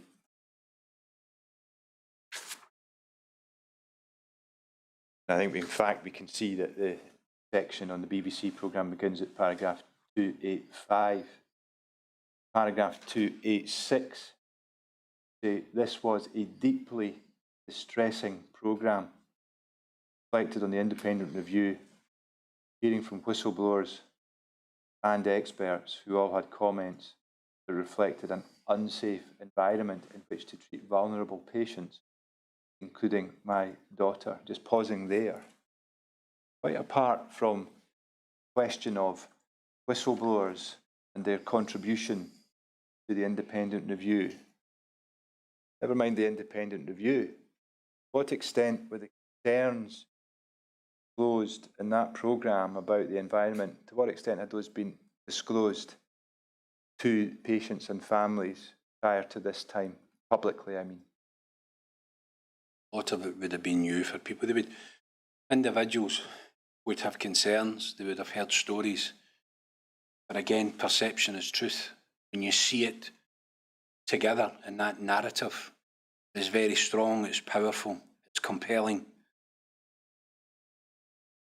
And it takes you to a place and it reinforces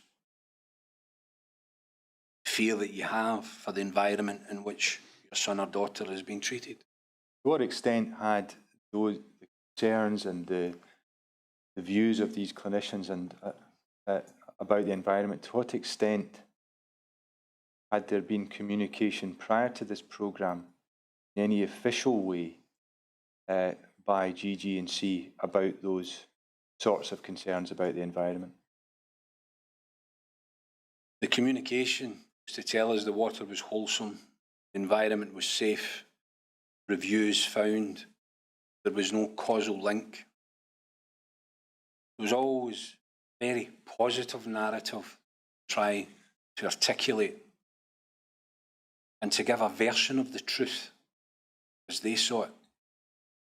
But in no way did it reassure, because all of the other elements that you would consider were polar opposite from what was coming from GG&C. Yeah, and so you say, still at 286, you say, I was extremely concerned as to the findings within the report, and moreover, my GG&C had not been proactive in their communication and engagement ahead of the programme. And you then say, all of the gains made in the last few months, and more importantly, recommendations and findings presented to the Oversight Board quite clearly had not resonated with GG&C. What do you mean by that? So during the time with communications and engagement subgroup, the collective subgroup, which had representatives, senior representatives, including those from their corporate communications, would be present in that group, and together we reflected on a communication strategy through recommendations that were made to the Oversight Board. And within that was to be more proactive, more transparent, and more engaging to patient population and their families. Something that was agreed corporately, not only at the subgroup and put forward, but then at the Oversight Board, and reflected within the Oversight Board report of March 2021, but preceded by an interim report in December 2020. Agreed protocols were in place. And so all of this that had been developing, and I have to say, there were certain aspects where I could see a positive narrative of information, particularly around COVID, and what the impact and implications of COVID would be on this vulnerable patient group. And so there was positive interaction, and there was a good news story within that. And you said, okay, they can do it. They have a mechanism that can do it. They have agreed. They're now developing. Fantastic. Starts to build confidence. But there was good news in that. Although it was a COVID, there was positive aspects coming out. There was a good story to tell. And primarily the medium for that is through a closed Facebook group. And it should be highlighted because that was a good point. And those involved in that, and those who had engaged in that, made every effort to inform us, allowing us to make those informed decisions over the broader COVID. But of course, COVID itself, we were used to the world of COVID because all of the preventative measures you would take, we were doing that and some. But it was still reassuring to know if someone contracts COVID, what does it mean for the wider population? There was an answer. What does it mean in terms of the patient pathway and a lift to give a dedicated lift? Fantastic. All of these things demonstrated that they can do it when they want to. When they want to, and there's a good news story, fantastic. And this is something that you should welcome and engage in it. And it says, great, they're listening. Not only are they listening, they're hearing what it is that we have to say and they're responding, but be proactive in that response.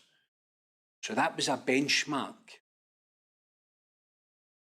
And when then you see real impact of Disclosure Scotland and everything that had happened in the bacterial outbreaks through the water, the drainage, the air conditioning, all of these things far more impactful on our wee children than COVID will ever be. And in many ways, because of all the drugs they're on, they're protected more in relation to COVID. When it really mattered, they're posted missing.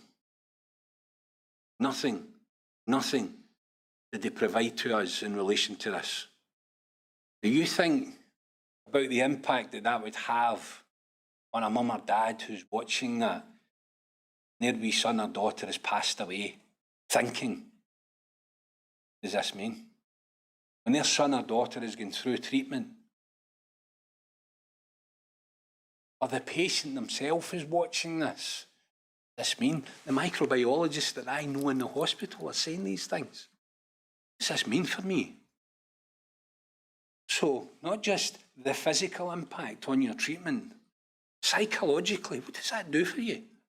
What support do we have? Who would you go to? The hospital? The very people that knew that this was happening have it within their gift, a menu of options to support you. And they chose not to do it. They chose not to have those interventions in place. Just defies logic.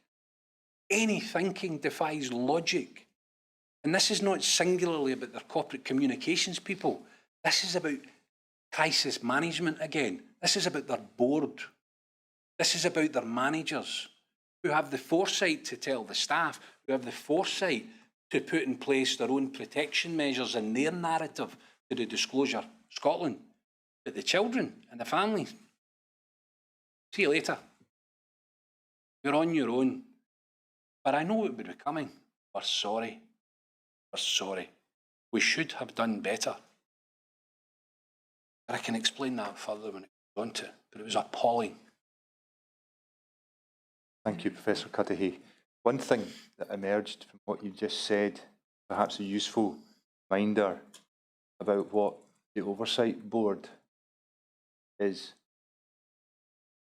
And I think it's implicit in what you said that we should not see that as being simply to do with the production of a report 2021 and a static assessment of how things stood at that point, or even in December 2020.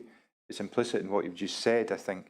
It was of itself a process to try and see if things could be improved. Is that right? Absolutely, and you're measured by tangible evidence, tangible change. We can all say we have redrafted our processes, we have redrafted our policies and our procedures, but the impact or the indicators of effect is when you operationalise that new plan, when you actually demonstrate tangible change. And this was an opportunity, a further opportunity to demonstrate tangible change. And in due course, in your evidence, we'll come to find out what the assessment, as you see it, on that question was when the Oversight Board finally published its final report. But in the paragraph that we're just looking at, we were to try and think about the story so far on how they were progressing, how GG&C were progressing. Is it rather captured in that, as you see it, in the final sentence of paragraph 286, where you say, this was further evidence of a public body that considered itself above any form of scrutiny and a public duty to reassure those patients who were being put at risk? Is that it? Now, moving on from there, still with just the story of the hospital. And of course, it's important to recall that the Oversight Board was not only focused narrowly on that individual hospital, it was focused on the board as a whole, is that right? Yes. Let's move to another aspect of review and oversight. I think we know from your evidence that on the 28th of January 2020, earlier that year, Ms Freeman had announced that there would be an independent case note review undertaken in relation to the question of infection of patients in the hospital. Is that right? Now, are we to understand from your evidence that there had also been, prior to that, a discussion within NHS, GG&C about whether they would do their own review on that matter? Is that right? Yes. Can you tell us a little bit about that? So following my meeting with the independent review, I had attended a pre-arranged meeting with senior leaders within Greater Glasgow and Clyde. And that was following invitation by Jane Grant. Where through discussions, and primarily through discussions where I had identified individuals who may offer some assistance, could we reach out to those individuals in the States or elsewhere? Was there opportunities for us to work more collaboratively, even as a peer review to what was ongoing? And it was very much about delivering of solutions. And Jane Grant, in fairness to her, arranged for me to go and speak with 3 individuals. And that those 3 individuals, she says, were closer to the coalface than she was, closer to activity than she was. So of course you're saying, okay, my experience of Jane Grant as an individual who was not particularly informed with what was happening. She didn't seem to me to be particularly an individual that had a grip of anything that was ongoing. Perhaps those who were operating below her had a better grip. So I welcomed this to go and see them, to speak with them. But as I do, I went earlier to the meeting. And the meeting was across from the main hospital within the area which is for teaching, the university aspect. So it's an open planned foyer. You can grab a coffee. I went earlier because I could have a coffee and sit and watch who was coming in. I'd done a bit of due diligence in relation to who these 3 individuals are. One was Jonathan Best, who's the Chief Operating Officer.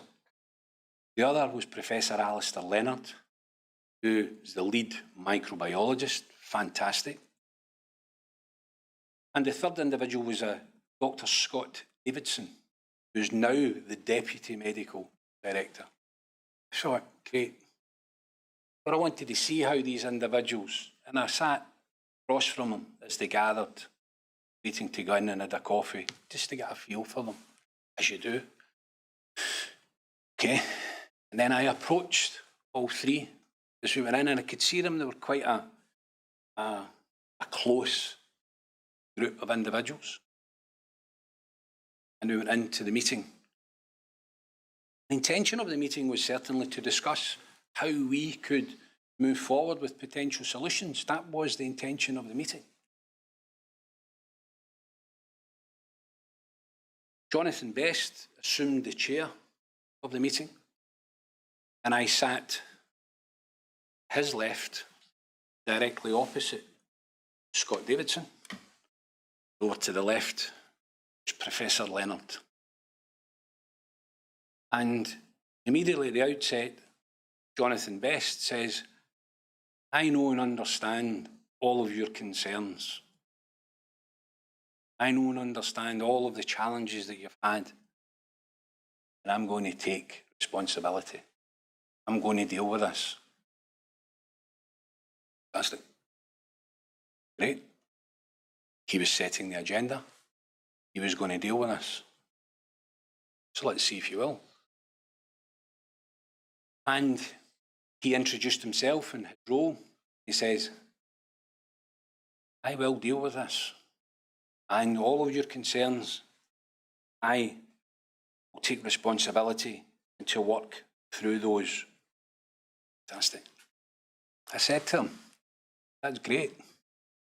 Please, accept everything you're saying, but I still hold John Brown, Jane Grant, Jennifer Armstrong responsible, but I accept what you're saying. So he then introduced me to, and I said to him first, well, what can you tell me about Molly? Well, I really didn't know much about Molly. Nothing, in fact, really that he could say. But as the chair, I respected that, and I said, okay. And he says, I'll pass you over to, and his words were, my bug specialist. Okay, bug specialist, microbiologist, Professor Leonard. Eminent individual, fantastic, great, okay. Can you tell me about Molly? What I can tell you about is a report that's been done, and it's a report in relation to the collective figures in relation to Ward 6A. And this was a report that was carried out by Health Protection Scotland to give a reassurance in relation to the environment of 6A. This was a redacted report.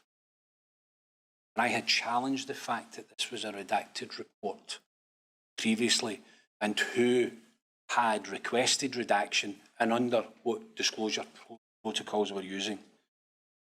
So he then starts to recount this report to give me some confidence around Molly. And what he does is he starts to disclose the redacted elements which related to Aberdeen Hospital and it related to another hospital, that they had compared and contrast in terms of the quantitative data. He says, well, thank you very much, that's all very, very interesting. You've actually disclosed to me the points that were redacted in a report, and thank you for that. What's that got to do with Molly? Nothing. Thank you. Hey, Mr. Davidson, it's your chance.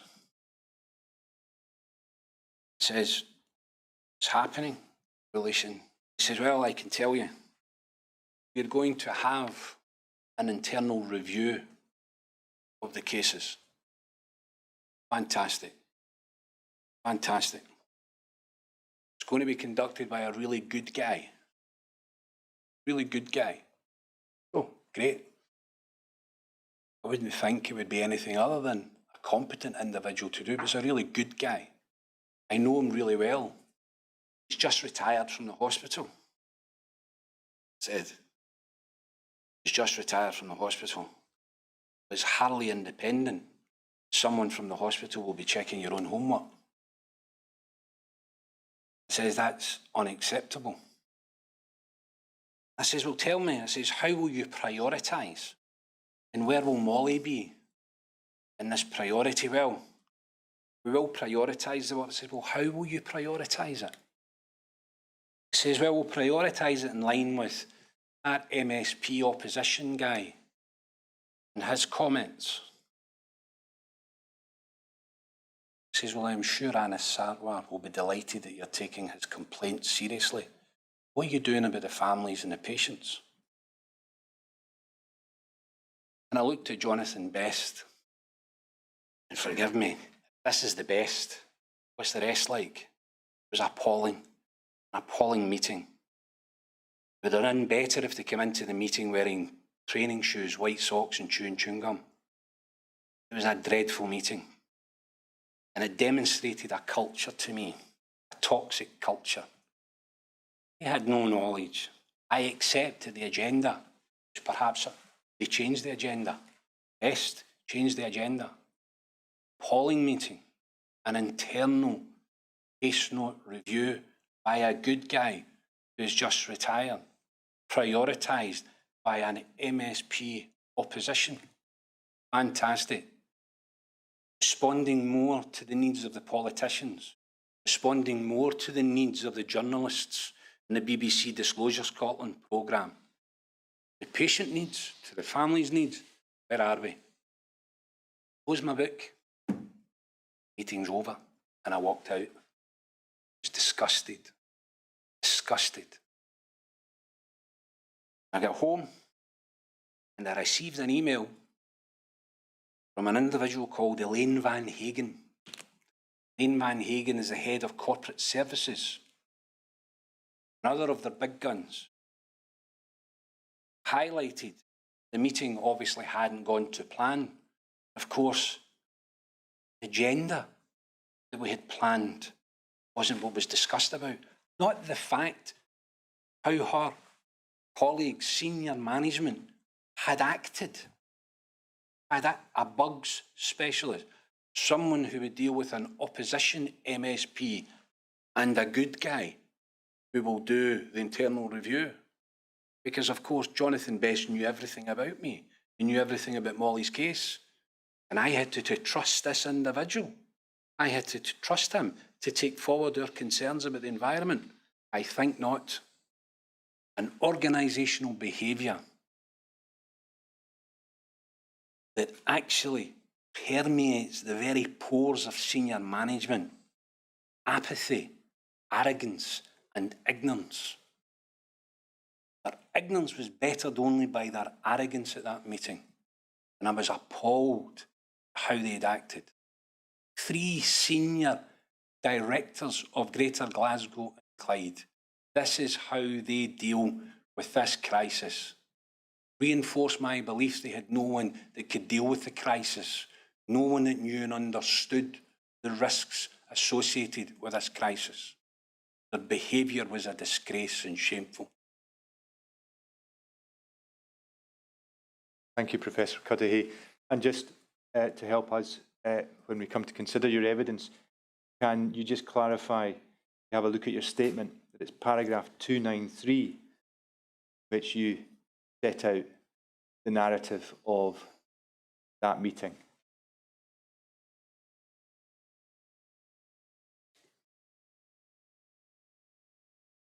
All right. Okay, if we step past that then, and we move forward to the independent case note review. And again, just giving us a sort of broad overview of things. What's your overall view of the independent case note review, Professor Cuddihy? From day one, Professor Mike Stevens and his team were transparent in their dealings.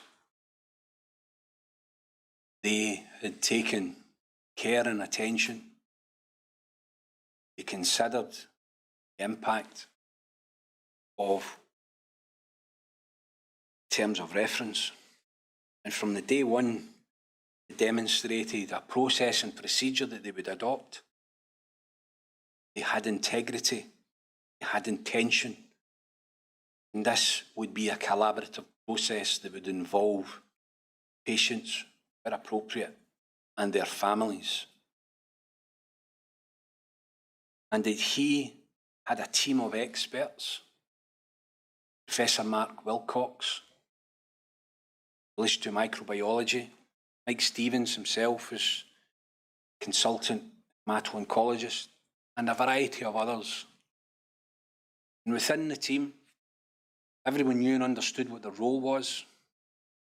The team was actually broad enough that they would also run alongside this under the leadership of Professor Davy and Dr. Patricia O'Connor. They would carry out innovative work around a paediatric treatment tool. So as a collective, this was a group who had outlined what their intention would be, but they had reached out to Professor Craig White and myself in relation to our learning and the findings from the communication and engagement subgroup. They were exercising their due diligence. And what was good? What were the learning points? And in particular, they focused in. One of the tasks during the communication and engagement subgroup, when we knew that the independent case note review was on the horizon, was to consider templates for letters for families. And myself, Scottish Government, Representative Phil Rains, and Craig White in particular, we considered how we would send a letter to a mum or a dad of one of their kids who had sadly lost in their journey. We considered how we would send a letter to someone going through treatment, someone no longer going through treatment and getting on with their life. How could we communicate in a way that was respectful, that was informative but not intrusive, but also afford them the opportunity of deciding whether they would wish further information or not? They could make informed decision on whether. And he would focus on these things. And so he and his team engaged using closed Facebook site as a medium. They set up their own email account, but also had the foresight to consider from ourselves when you're sitting at 3 o'clock in the morning and you're looking at the four walls, night becomes day and day becomes night, that if someone sends a message, they're looking for an instantaneous response. The foresight to actually say, thank you for your email, we will respond within. Fantastic. Not going to get it immediately, but you know. So they were considerate, and again they had ourselves demonstrably at the centre of everything they do. And something that I said at the time, and I would communicate and put forward their biographies, put forward their terms of reference, put forward what their plan would be and the timeline,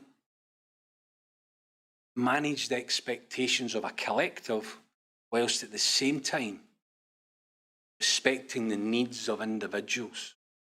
And they would cater for that, and they did it repeatedly. But also, as I said, and I said to Mike Stevens himself and to others, as long as we have a process that's transparent, is open and is honest, and it has integrity, might not agree with the outcome, but we will have confidence in how you have achieved that outcome. And so, myself, I had a lot of trust. I knew there would be individuals who would be extremely concerned. This is another independent. People who had a view on the independent review that was developed through the Disclosure Scotland programme. There was limited communication and no communication from GG&C when they needed it most. So he would have a fight, and his team would have a fight on his hands, I thought, in engaging and developing a relationship with families and develop the trust.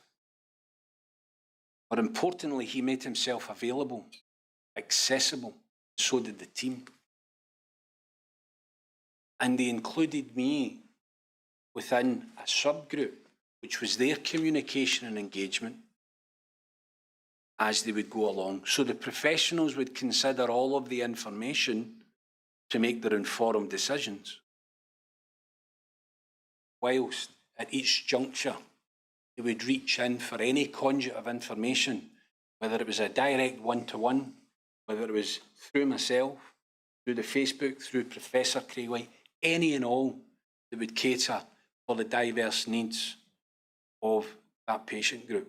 Even to think about language and then interpretation of documents, considered all of this, which gives you a confidence, even before they put pen to paper, that they're going to think about this, they're going to be considerate, and they're going to assess all of that information. And so from the outset, I had confidence and I had faith in where they were going with it. And at various points along that journey, he afforded further interaction and engagement with the families when they needed it. You've described the process as transparent, open, honest, as having integrity, as involving individuals who were accessible. And did your assessment of the independent case note review process, was it along those lines at the end of the process too? Was not without its challenges, specifically in relation to data acquisition, the data analysis into data management. I'll come to that in a minute. Sorry, Professor. It's a fairly appalling question, I suspect. Just going back to your description of the independent case note review, as far as the review itself and those who undertook it, you describe it as those individuals undertaking their work in a transparent, open, honest way and with integrity and in a way that they were accessible. And were you satisfied by the end of it, those individuals had continued to behave in that way? Absolutely. The reason for asking that question is this. It was me, in my question, who described it as the independent case note review. Do you consider that adjective, independent, in the sense of being independent from any of the institutions who might have an interest in the events that gave rise to that review, whether it's GG&C, whether it's Scottish Government or some emanation thereof? Do you consider that the process is worthy of the description, independent? Absolutely. Now, we'll come in a minute to what, in relation to Molly's case, the review said. Just picking up then on something that you started to tell us a bit about. Can you say whether the review met full cooperation on the one hand or resistance on the other hand from GG&C in relation to the production of records and information? We had significant challenges in relation to this, which was evident throughout, which was requiring of continued communication back to Greater Glasgow and Clyde in relation to their cooperation for access to documentation. And just again, to help us to locate that in your statement evidence, is it paragraph 381? Just have a quick look at that.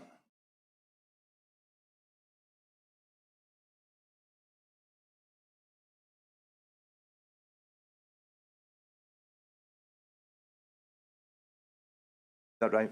Yeah. I'm just interested in what you say in the first sentence of 381. You can reflect on the vastness of Greater Glasgow and Clyde Health Board and the very many data sets and the fact that they don't have a system that actually considers all of the data sets. What do you mean by that? Again, such is the vastness and different departments and organisations within it. I understood that they were separate and distinct repositories for information. Not all of those data sets would talk to one another. And indeed, this was a challenge for the independent case note review as to where they could find documents. So how could they navigate their way through to find Molly Cuddihy within those data sets? And this again is back to the point that I mentioned earlier about relevance and disclosure. They had to determine relevance, but not everything was being freely disclosed. And so repeatedly they had to ask for access to data sets, but also how to navigate their way through them. Thankfully, on the team, they had the most tenacious individual in Dr. Patricia O'Connor, who has a lifetime involved in paediatric treatment. So she would know where to find things. But also, in fairness, there was eventually a conduit of information that would assist them going forward. And so it was not information that was being freely given. I had to fight for it. And how do you know? I suppose we only know what we know. How do you know what you don't know? How do you know what you don't know? What's in there? And this is where you look for the trust again, for people to disclose everything that is available. Again, how do you know you have everything? Only look. And then once you formulate your reports, challenge. And because I had experience of them not disclosing everything. Now, as far as what was said in relation to Molly's case, the easiest way to do this may simply be to go to the relevant part of your statement rather than have you, as it were, do it by your recollection. Ms Callaghan, I wonder if we could have paragraph 300 of Professor Cuddihy's statement up on screen.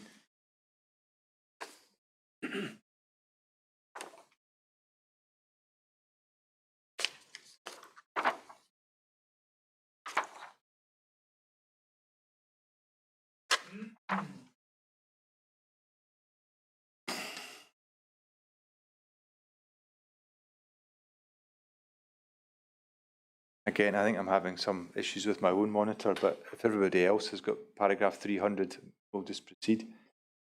Oh. Sit down. Thank you very much. So the supplementary report, that's the report that's specific to the patient, is that right? Yeah. And you say this report and previous report, that would be the general report, yeah? Made reference to disclosures around mycobacterium that totally contradicted that which I and my daughter had been told relative to her bacteria, specifically that a paediatric patient had contracted mycobacterium in 2016 whilst an inpatient in Ward 2A. I and my daughter had been told by those in GGC that she was the first patient, paediatric hemato-oncology at GGC, to have contacted this rare pathogen. Indeed, I was informed only 4 cases had been recorded in the last 10 years, all within the adult population. And just pausing there, was it your understanding that that was the adult population across the whole of the health board? See, yeah. And then reading on, if you're able to scroll down, the additional report made further disclosures that identified the bacteria samples taken in April 2019 from 4 separate locations in Ward 2A of the RHC. This was also significant in that this was during the time ward was closed, 12 months after my daughter contracted the bacteria. I mean, just pausing there, Professor Cuddihy, and taking in the rest of what's said, that summary of Molly's report. How did you feel when you read all of that? Of course, sir. That was only made possible because I had provided another document too. review. It was, Just pausing there, sorry. This goes back to what you said a moment ago about it wasn't without its challenges. Had you not filled in that information gap, what you've just summarised might never have been said. Is that what you're saying? exactly. Molly had received an initial confidential report which reflected their findings. There was a section in it which highlights if they'd considered any other documents and any other information, and it said none supplied. And this is when, again, I go into disclosure, revelation. They had never been provided with a specific document that had been compiled 39 pages in relation to Microbacterium coloni. Not been provided with this. And so I questioned this, questioned those within Scottish Government and others as to why they didn't have this information. So whilst everyone was apologising to me, Professor Stevens requested the document that was sent to him. It was from that document that it led him other information. And he was then able to be more specific in Molly's confidential report relative to what you have just narrated there. Yeah. And you go on to say, I'd consistently requested samples be taken during 2018. This was never done. This additional report also identified of the 4 locations, Ward 2A, that tested positive for Mycobacterium coloni. 2 were rooms occupied by my daughter in April 2018, the time she contracted bacteria. Is that new information to you? Now, how did you feel about reading that?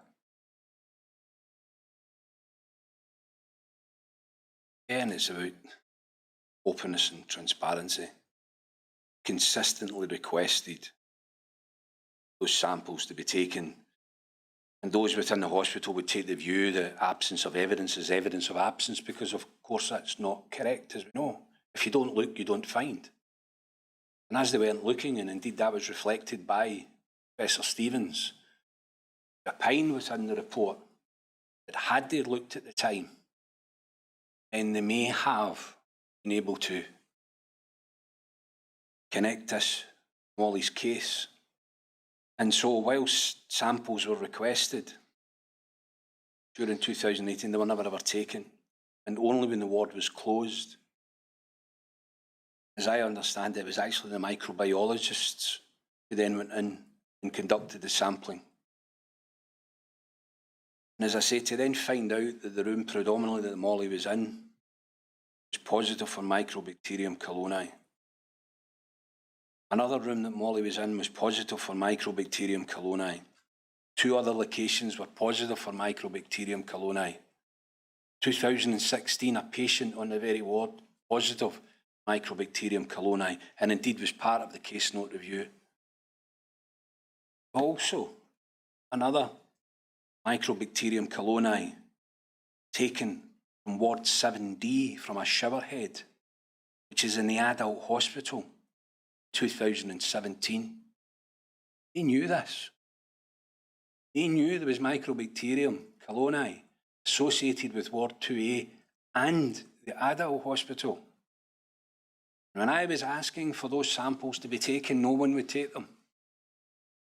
Then when the ward is closed, the microbiologists take the samples and we find almost a year of a difference.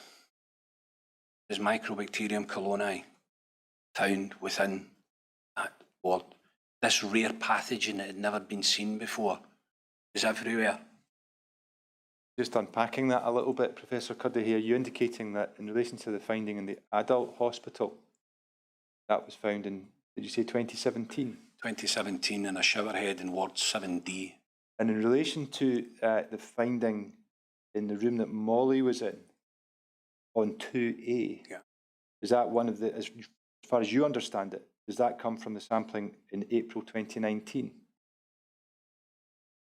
And we heard from you yesterday and from Molly that looks as if certainly in May there were signs of infection. May 2018, there were signs of infection on the part of Molly. And I think you've each put it slightly differently, but Molly put it memorably when she indicated that the sort of April into May stage was a sense of something coming, the sort of hovering. Now, it was September 2018, so 4 months later or so, that Ward 2A was closed. And I presume the room that Molly had been in when she contracted Mycobacterium coloni had been occupied by other children in the interim period. Would that be right? Yeah. And you're indicating that almost a year later, when Molly may have contracted that infection, Mycobacterium is present in the very same room. Is that right?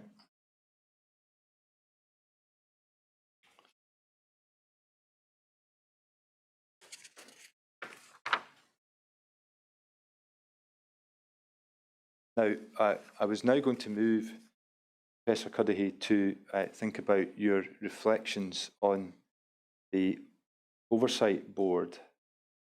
And I think we understand that its final report was issued around about the same time, I think, as the Independent Case Note Review report. Would that be about right? Same day. Yeah. Now, I'll come to your reflections on it perhaps a little later. But first of all, I would be interested, as somebody who was a member of the Oversight Board and had an active role on its work, I was wondering if you could tell us a little about maybe picking up from where you were around about the time of the BBC programme. I wonder if you could tell us something about the board's engagement, the health board's engagement with the Oversight Board process during the remainder of its work up to the issuing of its final report. So from that point, the Disclosure Scotland programme, the Oversight Board, as in others, were impacted as a consequence of COVID. So the physical meetings had been replaced with online. So the communication with the Oversight Board to consider papers and the likes was through Teams or through Zoom, one of those applications. And ahead of anything, the papers would be shared with you. You had the opportunity to consider those and make comment, and I often did and challenged detail within them. But specifically, PricewaterhouseCoopers had been retained to develop an analytical process in terms of governance to produce various products in relation to this, a timeline of events from 15 through to 2020, to consider aspects of governance and the timeline, to consider and overlay aspects of infection, to consider and overlay aspects of communication. And specifically, when I reviewed the governance and the large number of internal governance groups that apply to GG&C, I noted a number of things from my own investigations. First and foremost, there was pertinent detail missing from those timelines. In that, when it came to 2018, Molly Cuddihy didn't exist. She didn't appear on that timeline. All Mycobacterium coloni did not appear on that timeline. But also importantly, certain documents that would be referred to that enabled compilation of this analytical document. Certain documents didn't appear. I had concern about that. But also what didn't appear, certain internal governance groups didn't seem to be reflected. That is no criticism of the individual that is engaged in the data acquisition, the data collation and the data analysis. You can only deal with that which you have. So I challenged this specifically, and the chair invited me to then prove the point. Proved the point, and I submitted to them a 39-page report in relation to Mycobacterium coloni. Involved in the report is the process and procedure NHS, GG&C should follow in relation to when Mycobacterium coloni is either suspected or identified, and that is, you should take water samples. And indeed reflected in information from the Oversight Board and others, was to canvass the rest of Scotland, all of the other health boards. What do you do in relation to Mycobacterium coloni? You sample the water. But yet, Greater Glasgow and Clyde hadn't done so. So I had within this report reference to those guidance documents, and recalling that Jennifer Armstrong, medical director, had told me in her letter to me in 2018 that they had followed all of the guidance and all of the protocols. Oh, here you haven't. Oh, here you have it. And so I put this document together from an amalgam of sources that I had managed to gather, and I presented that report to the Oversight Board, and it was accepted as a document to the board. And as a consequence, it influenced the final iteration of their oversight overview report. What it also did within the timeline highlighted who had access to what and when. Hugely important information is missing from those corporate documents. And so I would contribute in relation to, and the Oversight Board were accepting. Again, it demonstrates their transparency, demonstrates their inclusiveness, that I provided this report. And also at times when I would challenge other aspects, and they would come back, and if they had a contrary view of it, fantastic. We wouldn't always agree. I could be wrong in my assumptions. I would be wrong in certain things. Fantastic, tell me that. I need to know it because it will help my head and it will allow me to make better informed decisions. So I found it from my personal experience to, at that point, do what it was intended within the faith of the terms of reference, and to consider information that was presented to it. But could we have a collective confidence that that which they were reviewing was the sum of all its parts? And it goes back to the point that I had raised to the Cabinet Secretary, which Fiona McQueen, the chair of the Oversight Board, was at. Do you have confidence in the information that's been provided to you? Thank you, Professor. Now, just two very brief points before lunch on that. Just on the general point that you've just made and that you made before about, I think what you're saying is the provision of documents and information by GG&C to the Oversight Board, is that right? Yeah. Did the Oversight Board did it have powers to compel the production of information, or were they simply dependent on what GG&C considered was relevant to its terms of reference? Very much so, yeah. And just one specific brief point, again, just to help us when we come to consider your evidence. Look, please, at paragraph 380 of your statement.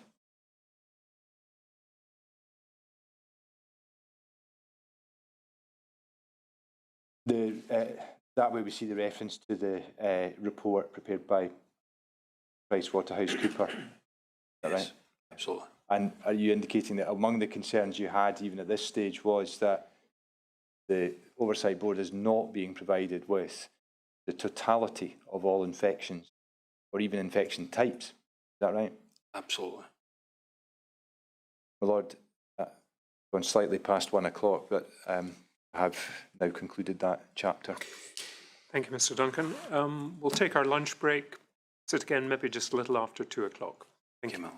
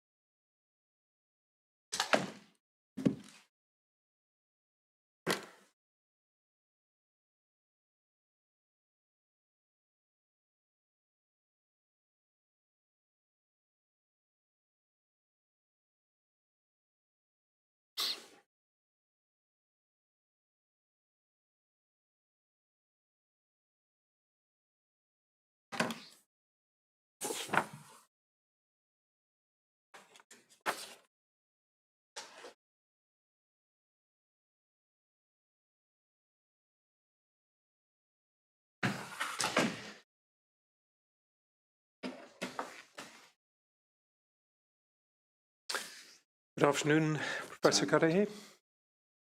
Mr. Duncan. Thank you, my Lord. Professor Cuddihy, just a couple of further points about the Oversight Board and thinking about your work on it. Any point during the work being done, the Oversight Board of which you were part, was there actually ever any examination of the communication around the BBC disclosure programme? Yes, sir. Could you tell us a wee bit about that, please? Well,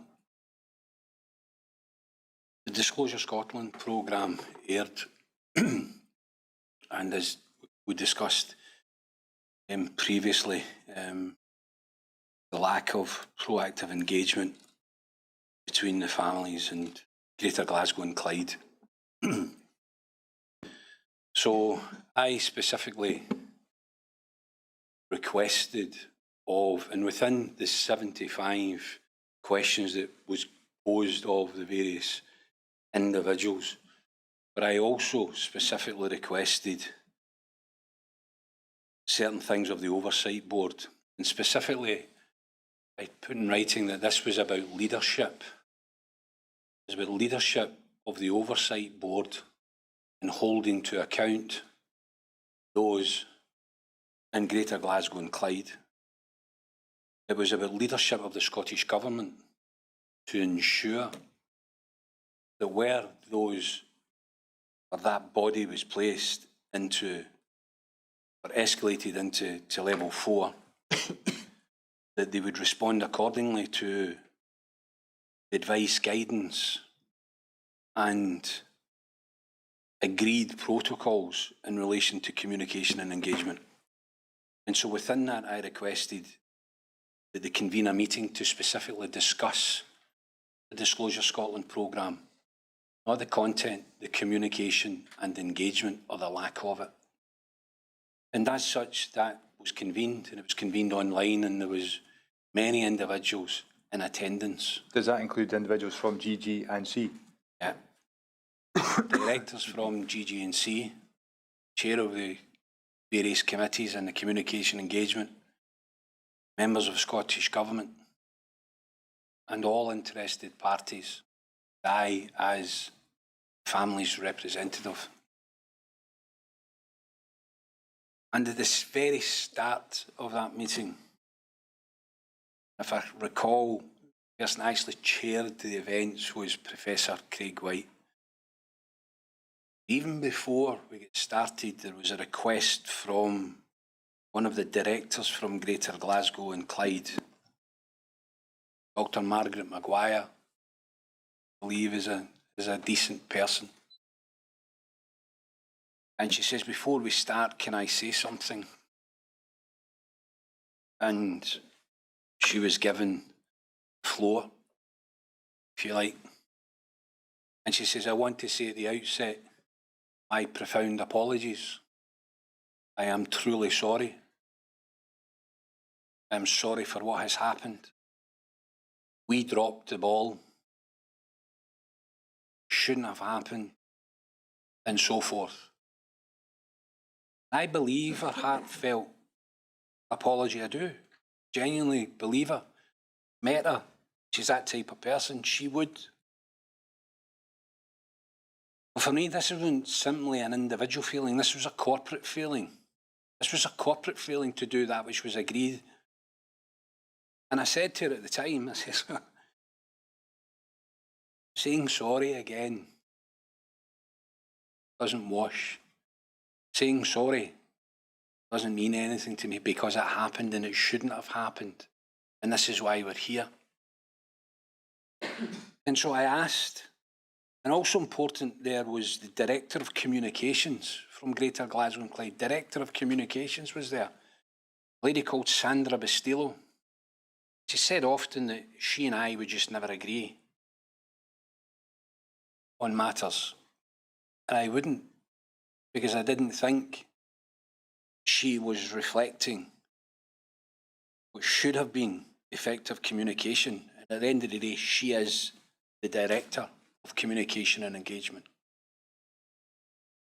And so the meeting developed around who knew what and when, and What did you do about it?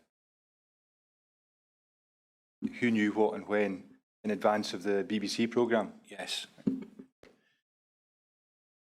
And during that, it was apparent, whilst they were so sorry, that there was an awareness within GG&C roughly a week prior to the airing of the programme, because BBC had contacted them. The BBC asked for comments, and then as it coincided with publication of the independent review, were invited to give comment in relation to that. So there was an awareness.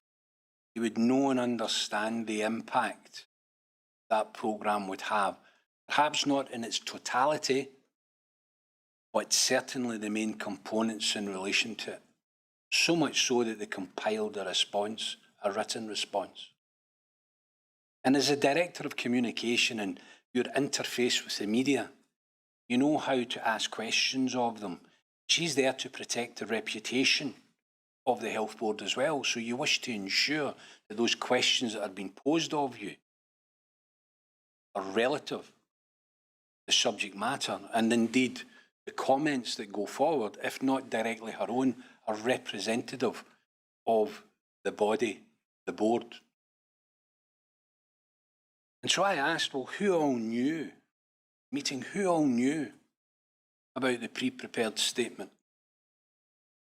And it's online, so it's difficult to get the body language. But what was apparent was that many knew. And I asked, well, did you know? Did you know? Because you see, part of being placed within level 4 was that communications had to be cleared by Scottish Government. Such was the concern about the ineffectiveness of communication. Scottish Government officials would have to clear this. Were there Scottish Government representatives on the call as well? Yeah. Sorry, please continue. And so it tells you about the knowledge that was there.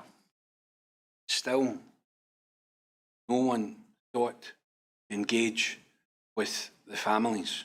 And when you say the knowledge that was there, was it your impression that Scottish Government representatives had been aware of the pre-prepared statement as well? They had an awareness, yeah. And within that, what they didn't know is that John Cuddihy had done his own due diligence and made contact with the BBC. I already knew what they had provided to the BBC in its totality. So once I clarified, I asked, is that prepared statement everything? Yeah. It's everything. You sure? Yeah. So what about this? You had given answers to a number of pre-prepared questions as well to the BBC. And you could tell. And even then, at that point, even then in the lead up to this, on the closed Facebook account, and I asked, can you give us, the families, a copy of your response, Greater Glasgow and Clyde, to BBC? Silence. A second request, can you give us a copy, GG&C? And the response came back, yes, you'll have it. A third request, can we have a copy? 3 requests. Still nothing. And here we were within this environment again, still a willingness not to exchange information that they supplied to a media outlet. Specific questions that they had answered were not willing to share. Back to revelation. If I then say, well, that's what I have got, then agree, yes, that's correct. Even worse than that, sir, is the fact I was complaining about this. When I was complaining about their lack of engagement, I was complaining about their reluctance to share. Greater Glasgow and Clyde at the time, if you will recall, was a tragic event in Glasgow, and it was an incident in the centre of Glasgow involving asylum seekers, and someone was sadly killed, a knife attack. But such was the environment, there was armed police involved and what have you, and it was a major incident. Do you know that that was used within the excuse not to communicate timeously with? It's used as an excuse because those that would have been involved in communicating, engaging with us, had to deal with the gold groups that would be involved in that. I'm very familiar with gold groups and silver groups, but I'm also very, very familiar of where we are in relation to this in our grouping. And so we're saying and doing anything and everything to justify their actions in relation to it. And when I asked them at that meeting, did you have time to tell anyone about the Disclosure Scotland programme? Response. I says, well, how could Jonathan best send an email to the staff in relation to this? So we have the foresight not only to have a pre-prepared statement to the BBC some 7 days ahead of the disclosure, consider those questions that were being posed and were being discussed in the programme. But then to recognise the impact on their staff, and as I've said, absolutely they should do that. Still, even then, after all of that, never mind the proactivity, the reactive aspect, still weren't prepared to share it. There's more about reputation again in relation to it. And what it tells, I should tell them is, when you tell lies, you need to have a good memory. You need to be sure of your facts. And they would be wondering how I'm accessing this information. It's because people are providing it. Staff are providing it and they're telling us because they see it's wrong. Very people that are impacted here are not being told. And I also said to them, each of you here agreed with the communication and engagement subgroup. You agreed with the recommendations. You knew and understood our thirst for knowledge. And this was a programme that was going to focus on the hospital environment. But still you did nothing. You had it within your gift. You have demonstrated through COVID you can be effective communicators. So it was a decision not to do it.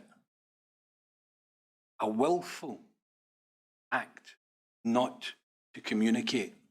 And so whilst Margaret Maguire apologised because she recognised they dropped the ball, quite frankly, they never even had the ball in their hands because they had no intention to play it. No intention to play it. And I remember saying to the chair of the board, Jane Grant, and others, if you cannot withstand scrutiny internally, you'll never withstand it externally. And that's the level of engagement. It would only become apparent if you pushed and you pushed. I shouldn't be doing that. I should be at home with my sick daughter. Think about this. I had no right to be sitting there and holding them to account about a communication strategy in relation to a TV programme that was exposing and exploiting the vulnerability of my daughter. And I have to go and sit with a number of people to challenge them. That's just wrong. On so many levels, that is wrong. And they knew it. And that's why they proffered an apology at the start of the meeting. Apology meant nothing because they did it and they knew they were doing it. And they would also, I suspect, an apology will be okay. Wrong. Thank you. Now, just to pick up on a few points from that. So there's a meeting of the communication and engagement subgroup, specifically look at the communication piece around the BBC programme, is that right? Yes. And are you indicating that the invitees, whether it's GG&C or Scottish Government, have been asked to disclose whatever it was they had by way of documentation or information about that communication. Is that correct? Absolutely. And when a moment ago you indicated that you had asked them on the call, is that it? And you got the answer, that's it. And you then gestured thus, you're indicating that you were in a position to produce an additional document that had not been disclosed. Is that right? Additional documents were those pre-prepared questions and associated answers. And were you able to discern, or did you understand, you say pre-prepared questions, what were the provenance of those pre-prepared questions? Which organisation prepared those? BBC. And that had gone to Scottish Government, to GC, or to both? GG&C, as I understand it. Yeah, and it had been answered? Yes. Yeah, and returned to the BBC as you understood it? Yes. Yeah. And when you disclosed the existence of that component of the communication with the BBC, which had, as you said, been the whole point of the meeting, when you disclosed the existence of that, can you remember whether anyone among the GG&C representatives acknowledged their prior awareness of that document? Eventually it was acknowledged, yes. Was there any awareness or acknowledgement among SG representatives? And when you indicated a moment ago that on the key question that I think was before the subcommittee on that occasion was around why there hadn't been any communication with patients and families, you're indicating that one of the explanations that was offered at one stage was to do with engagement in the serious incident that had arisen in relation to the attack on an asylum seeker. Is that right? Reactively. Proactively, no explanation, but reactively as to their delay in response in producing the written narrative. Oh, I see. So the explanation for not producing everything in advance of your meeting was this incident. Is that right? And did you indicate that that was said to be something to do with the requirement to be part of a gold group meeting or initiative in relation to that incident? Is that right? Yeah. And as a gold group is something that's set up when there is a serious incident or serious investigation that has an impact on the wider community. Is that right? Crisis management. Yeah. Yes. I mean, my understanding of gold groups is that it's something that emanates from within the police. Is that right? It's a multi-agency response. And of the agencies that were on the call with you, were they both saying that they'd been involved in that process, or was it GG&C that were saying that?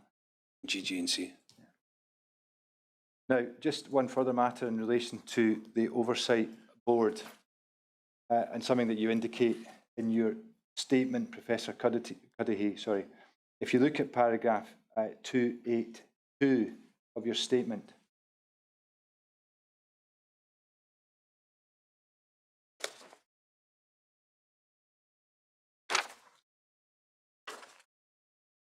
have you got that in front of you?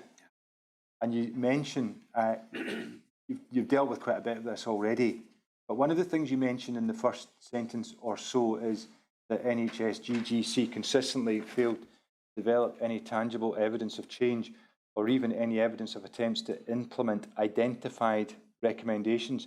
Which identified recommendations do you have in mind? Communication and engagement subgroup. Yeah. What about the recommendations that had been made by the independent review? While you were involved, the Oversight Board, were you ever provided with any evidence as to whether those recommendations had been addressed? It was an ongoing process, and I would say that I don't think all of the recommendations were addressed now.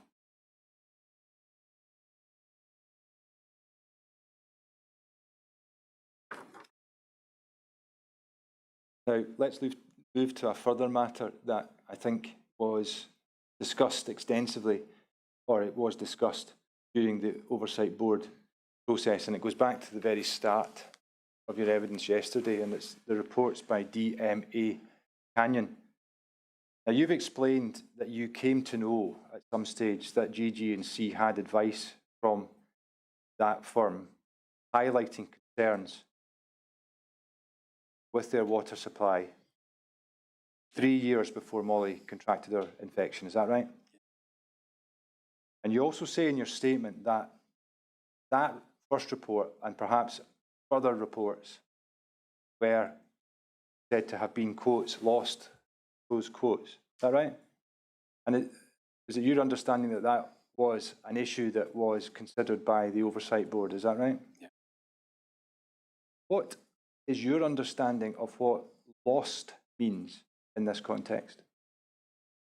In this context, it says that the reports are not available for whatever reason to the decision makers in Greater Glasgow and Clyde. Who said, or which organisation said that the reports had been lost? It's from GG&C. And from your understanding of things, what did they mean by that reports had been lost?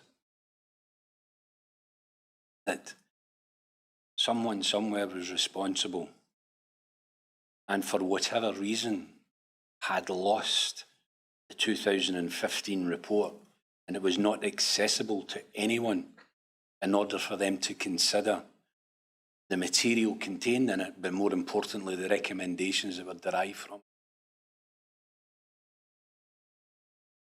You said yesterday that your understanding of things is that those reports were commissioned by and were directed to, initially at least, the Estates Department. Is that right? Do you know what, if anything, happened to the 2015 report after that? My understanding, sir, is that the report itself was delivered to Greater Glasgow and Clyde, both electronically and verbally, to estates, and specifically to Mr. Ian Powrie and other named individuals on the report. And following that, I understand, separate to the report itself, that the knowledge from the report was within GG&C, so much so that there had been discussions as to the review by DMA Canyon, to the findings by DMA Canyon, and the recommendations that were made, and specifically a series of emails from June 2015 between microbiology and estates.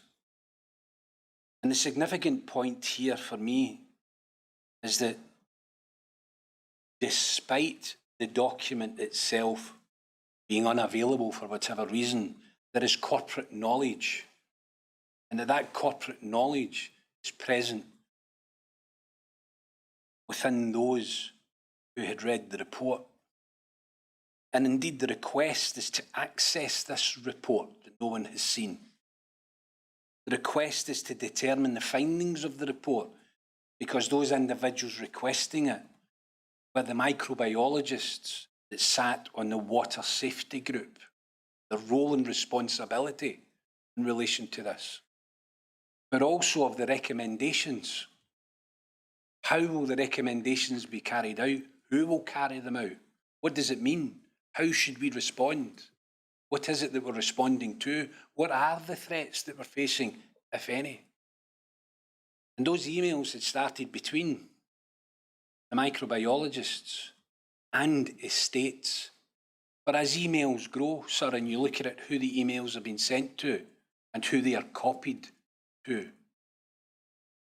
you then start to see that the email chain started to grow. The initial response was to have a meeting with Ian Powrie and the microbiologists who would articulate those three specific requests, all about the report, findings, and the recommendations. It was then apparent that the requesting microbiologists, despite this, are still not able to see this report or indeed get that information. And so the email chain would continue. And it would involve the deputy director, an individual called Mary Ann Kane. And her response, why are you emailing me? This information has already been imparted to the water safety group. But to let you understand, sir, and through my inquiries at the time, there are 3 separate and distinct water safety groups. There is the South, the North, and others. If you like, they are geographically focused. And the South Water Safety Group had responsibility for the new hospital, and as it had been, the Southern General Hospital. And hence the reason why this was the drive for information, because they had responsibility and they wished to know information that would enable them to make informed decisions about the safety and well-being of the broader patient group. Simply about Legionella and water, I hadn't seen anything. And so it was apparent between the mutual exchange of emails, this corporate knowledge, at least to the existence of the report, extended to some 10 people between estates and microbiology. And just to be clear, Professor Cuddihy, that email chain or series of email exchanges that indicates that broader knowledge, when do you say that date's from?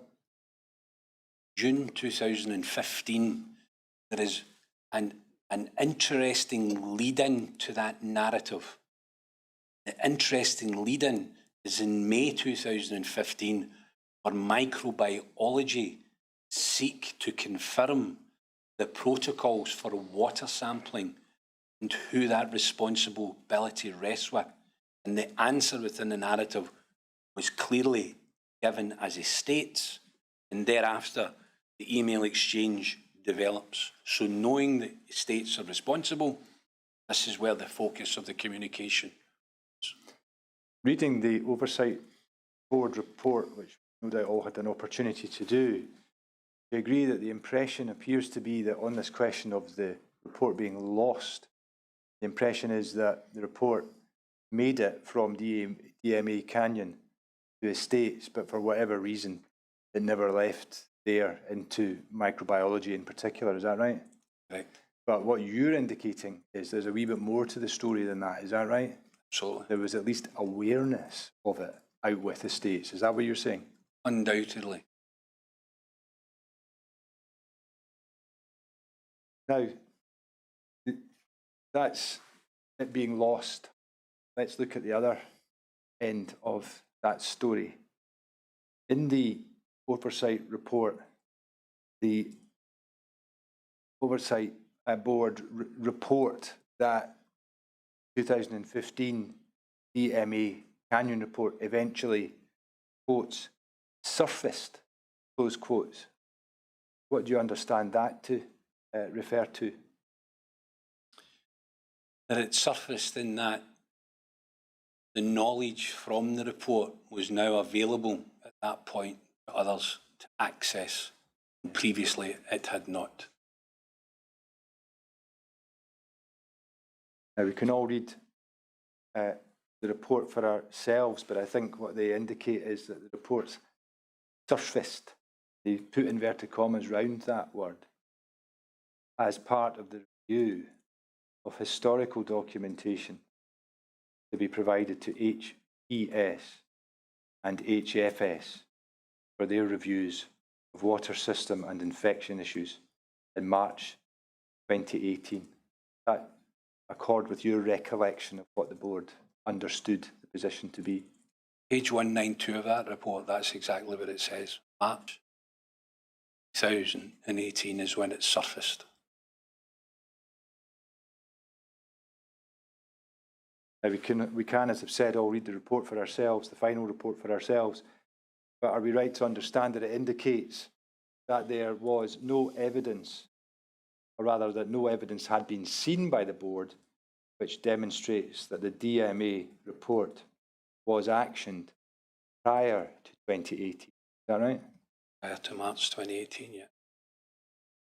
And do we also see that they indicate that in March 2018, DG&C conducted an internal investigation as to why the 2015 report had not been actioned until then. Is that right? Correct. Have you yourself ever seen any report that sets out the results of that investigation? No.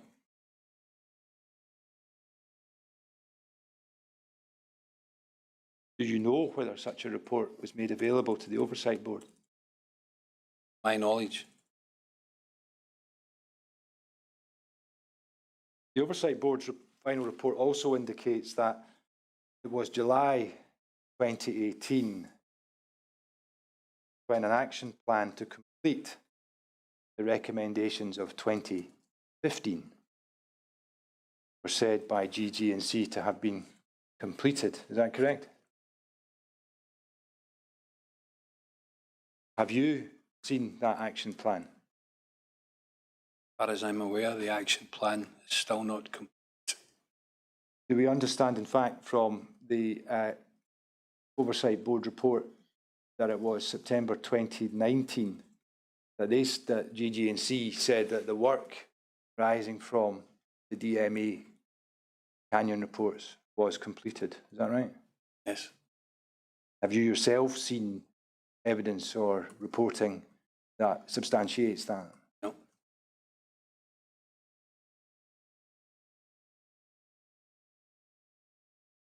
Do you know whether evidence or reporting that substantiate that was provided to the Oversight Board? No. Not in relation to the 2015 report. No. Are you saying it wasn't? I'm not aware of it. And just finally on the Oversight Board, maybe just to clear up something that arises from a rather ambiguous question I asked before lunch. Am I correct in understanding from what you said that the Oversight Board has no powers to compel, or had no powers to compel, the production of documents? As far as I understand it, no powers to compel. Thank you. Now, we move on towards your final reflections, but there's one further matter I want to ask you about in your statement, and you mentioned it already today, in fact, and it's the paediatric trigger tool. And for those who want the references, it's paragraph 305 that it begins in Professor Cuddihy's statement. Now, I do appreciate that in your statement you indicate that that's a matter that you intend to provide further evidence in relation to. But just to assist all of us, I wonder if you could just start by telling us what it is. Again, this should have been seen as a positive out of the sadness. We had two eminent individuals and a wider team in the form of Dr. Patricia O'Connor and Professor Peter Davey, who would, alongside the independent case note review, examine the 84 cases. And their intention in examining those cases was to ascertain what learning they could extract that would further inform those practitioners involved in paediatric care and paediatric treatment. And essentially, they would consider a number of variables from the history of all of these young children. And the outcome would be, they suggest there is opportunities for earlier intervention within their paediatric treatment plan.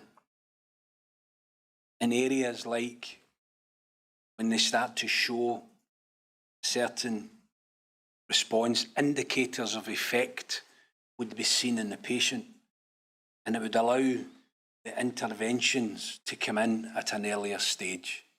So Example I would give you is the interventionists in PICU. Right on the bell. By reviewing all of this material, you could prevent that. You could prevent these wee souls from going to PICU. What a remarkable piece of work. Even to consider it, that they're thinking about this, is a remarkable piece of work that we should be shouting from the rooftops. And if Scotland are so intent of being the leaders in patient care, in particular paediatric patient care, what a wonderful thing to tap into the knowledge. And perhaps we can prevent some future wee boy or wee girl going into paediatric intensive care. What a wonderful piece of work that this would be. But of course, further work would have to come in relation to it. But this was the intention, and they would make recommendations in relation to this. Because we have to learn from the experience. Whilst that's painful for us, because our children can't be seen as in guinea pigs, but that's how we improve, that's how we become better. We review, we reflect. We want to save 9 out of 10 children. We want to save 10 out of 10. So anything that can be done in relation to this, what a wonderful thing. And that's what the paediatric treatment tool would be. And think about your conclusions overall about that piece of work. What is the concern that you have? Well, first and foremost,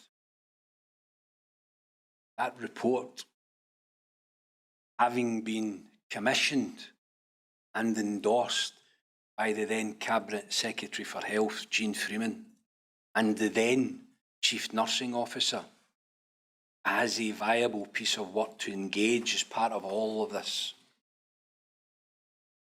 It was to be published on March 2021, on the same day of the case note review and of the independent case note review, the Oversight Board overview report and the independent case note review, to be published alongside it. And the reason why it should be published alongside it was not only to inform, but there was a support mechanism in place. Professor Mike Stevens and his team and various others had accessed psychological support, medical support, social support for those who would read these documents. Because in reading them, there would be impact. On reflecting on the 84 whilst anonymised, you can put not only names, you can put faces to the narrative. So people would require support. And that's why that's when it should have been published. It wasn't. It wasn't published.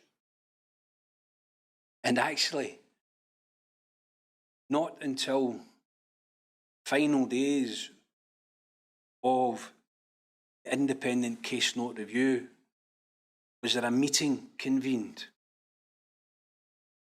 Consider the learning from the independent case note review, for which Dr. O'Connor was there and asked, seen my report? No one had seen it.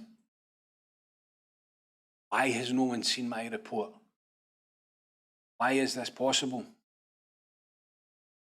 And resulting from that was Professor Mike Stevens, the chair of the independent case note review, sent a letter to the current Cabinet Secretary for Health. Why has this not been published? To the current Chief Nursing Officer. Why has this not been published? Nothing. And so I sent communication to these individuals also, but specifically to the new board, the new governance group that had taken over from the Oversight Board, which is now to be called Advice, Assurance and the Review Group, AARG. Quite appropriate, R. Yeah. And this advice, assurance and review group I sent to them, to the office of the Chief Nursing Officer. And the response I had was just to basically push away at the start. And then, how, Mr. Cuddihy, can we work together to ensure that we land this report appropriately? How on earth can you be asking these questions? What about corporate governance? What about the seamless transition? Corporate knowledge, a decision had already been made by the then Cabinet Secretary for Health. And if that decision is to be rescinded, we should have it documented. The Chief Nursing Officer was already involved in it. We now have a new Chief Nursing Officer. Is that what we do? Is there no concurrence in decision making around paediatric care?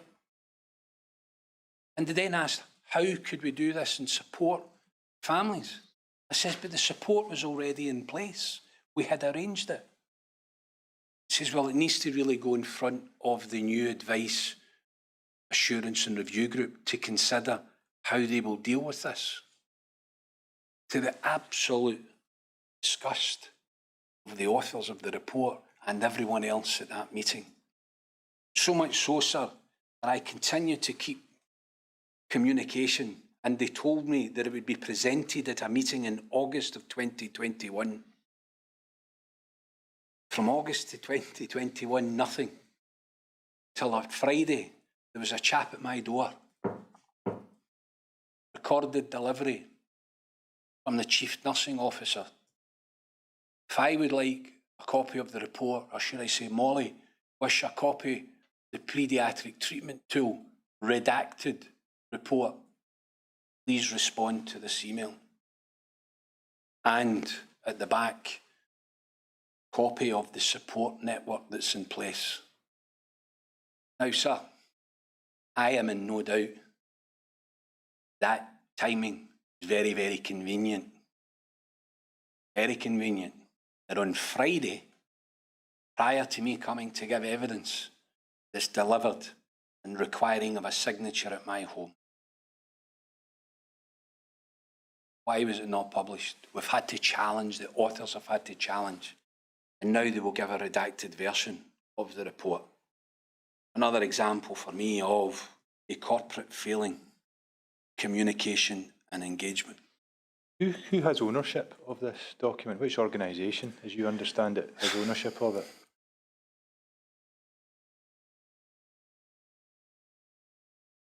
Well, it would have been through the Oversight Board, I would imagine.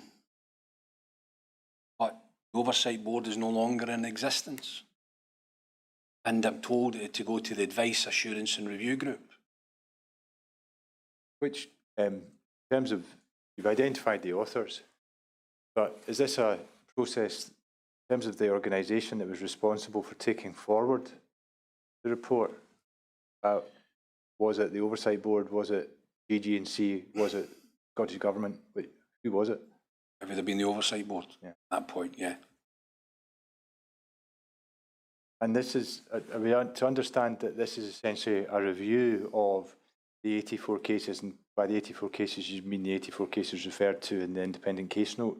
Absolutely. Is it a review of essentially what went wrong? Is that? No, it's about where they can learn. It's about how they can extract the data to see, are there earlier interventions that we could make?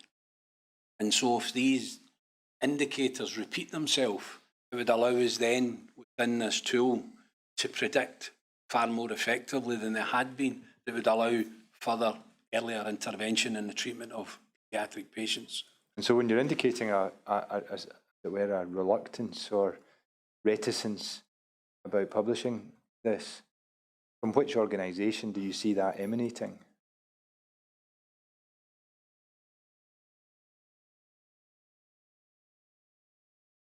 Well, certainly not from those within the independent case note review, because they were asking for it.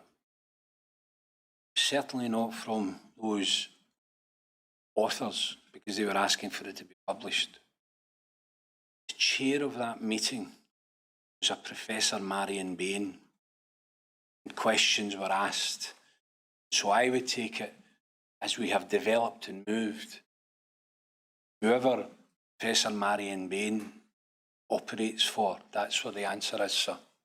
Because the oversight board is no longer play, neither is the other, so it will be there to determine ownership, and I would then say disclosure. And is, you'd mentioned Professor Marion Bain in your statement in this section, which begins at paragraph 305. Do you understand her to be connected to GG&C?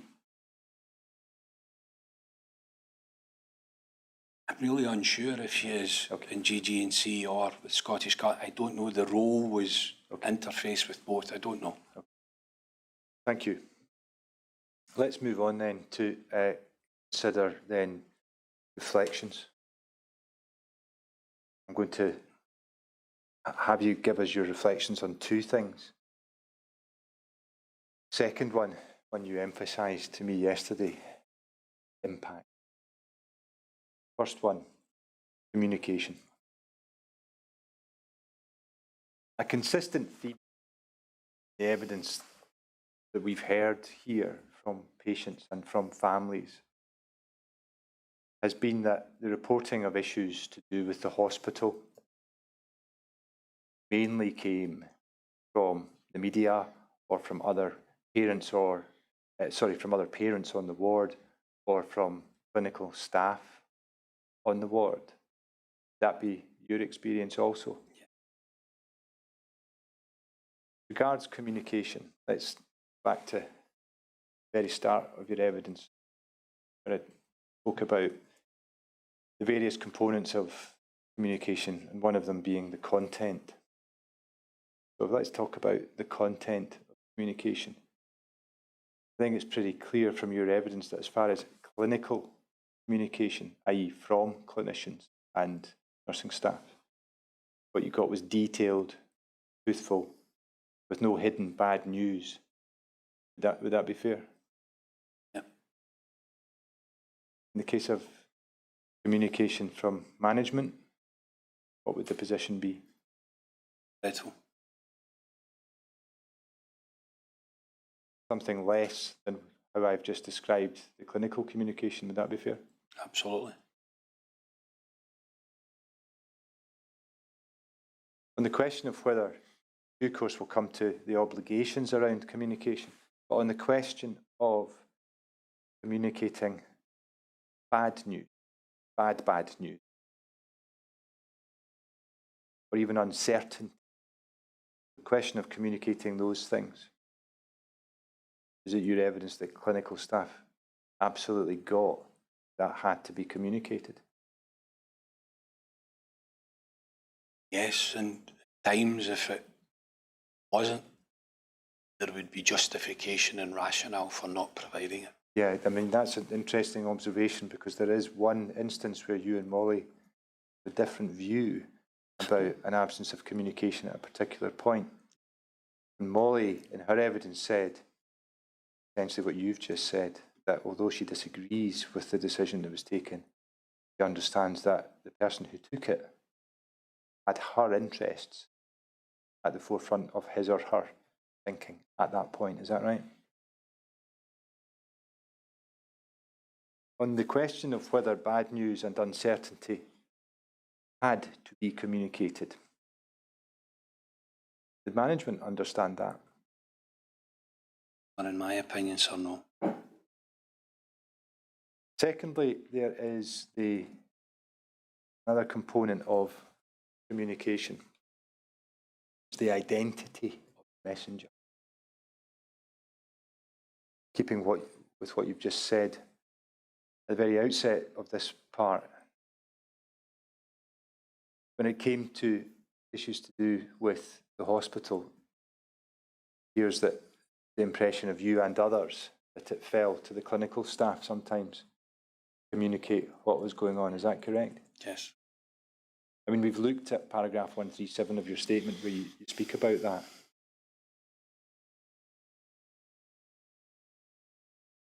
I mean, maybe just sort of exploring that a little. In your view, is it possible that there may have been some reasoning behind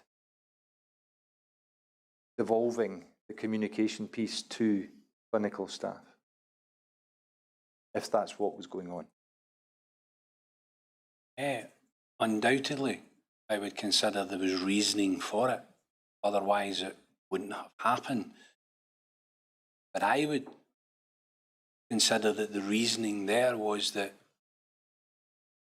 they were a significant touch point between the hospital and patients.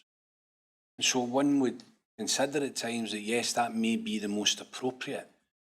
But what we were talking about was not patient treatment or the patient care. It's the nursing staff, the medical staff.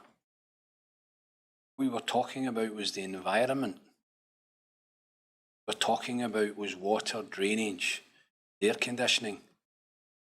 Certainly, whilst Dr. Sasri and the nurses and everyone else are very gifted and have a far, far higher intellect than I am not aware of any of them have the knowledge in relation to water, air conditioning or drainage. And if they are focused on such matters, then they are not focused on the matters of critical clinical care. So the reasoning for it, sir, I don't consider to be in any shape or form supported by any critical thinking. I think, without going back to it, I think at paragraph 137, you say, you know, it's possible that what was going on here in terms of clinical staff being the conduit for information about the environment, it's possible what was going on here was a desire to alert rather than alarm. I think what you're indicating is that doesn't really stand up to any scrutiny because those aren't the people who really know about the issue. Is that it? Yeah, and indeed I actually spoke when we reviewed the communication and engagement and did encourage them again, if this happens, to make sure you have someone from estates going round with you. Because even some of the individuals, the managers, would not have the knowledge to answer. So putting to one side for a minute the question of whether, on the assumption that such reasoning was going on about a communication strategy, putting to one side the question of whether that stands up to scrutiny or not, do you consider that it was possible that at least sometimes what you and others saw as poor communication from management was itself a product of trying to do the right thing by patients, at least in the manner in which communication was conducted? Undoubtedly, there would be an aspect of that, sir. I'm in no doubt in relation to the intentions of certain individuals. But even the timing of it was reactive. It was not proactive. And even when it was to be proactive, it was not considered about the audiences they were speaking to. So proactive to someone in the ward, but not proactive to someone who was an outpatient. So for me, no one had actually sat, sketched out a communication strategy. Who is it that we need to speak to? What is it that we need to communicate? Why is it that we need to communicate? And how will we communicate? Will we do so in a letter? Will we do so in a discussion forum? Will we do so on social media, on Facebook? Some or all of these things. I would expect to see such a communication strategy. And I asked for it, sir, repeatedly. Can I see your communication strategy, internal and external? And indeed, when I had a meeting with them at the outset, they accepted that their communication was poor, and we will look to do better. So the hypothesis I'm putting to you just now, if I understand you correctly, might sometimes deal with the question of what the motive was, i.e. whether it was a good motive or not a good motive. But in your view, it doesn't address the deficiencies around communication piece. Is that right? Absolutely, but it also doesn't address, only that, it doesn't address the what. And as we have discussed here, what it is that they were communicating was fundamentally at odds with what it is that they knew. What they were communicating was fundamentally at odds with what they knew. We'll come back to that, Professor Cuddihy. And just, again, just dealing with hypotheses and thinking about a slightly different hypothesis. I wonder if anyone among GG&C management, might have been entitled to think we were promised a state-of-the-art hospital, and instead they might possibly think we have in fact been dealt a terrible set of cards by the contractors and the subcontractors and the building professionals who provided advice. Is that a hypothesis that you accept as being at least tenable? Absolutely. And I wonder then if at least sometimes, again, another hypothesis, sometimes might it have been the case that management might just not have known what to say?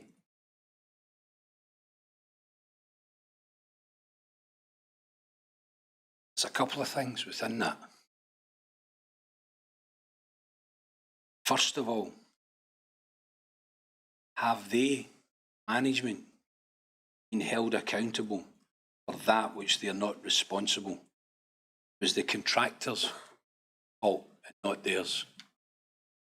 Okay? And in some ways, when Jane Grant made a public statement, one of the few where she was on, she said that she had inherited issues from the previous leadership. She inherited issues from the previous leadership.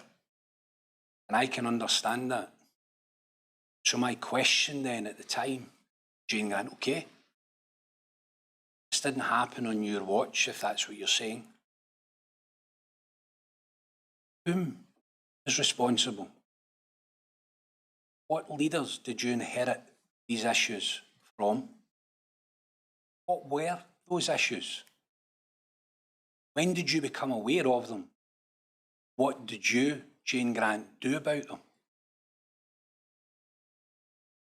And also within that, sir, it is not the responsibility of the construction company, regardless of their liability in any of this. It is not their responsibility to carry out a Legionella risk assessment. That is the responsibility of Greater Glasgow and Clyde. It is not their responsibility to address the recommendations come from that report, in that the water bypassed the filtration system. There was valves closed. There was contaminated water flowing into that system for years, potentially colonising it. That's not the contractor. If the causation is a contractual issue, deal with that. But you're responsible, Chief Executive, and your responsibility board is the maintenance and the upkeep of that facility. And if you have an expert report that has been laid before you that tells you what is wrong, it is your responsibility to address it. That's not what happened. Because they did nothing. They lost the report. That's not a contractor's problem. That's a health board problem.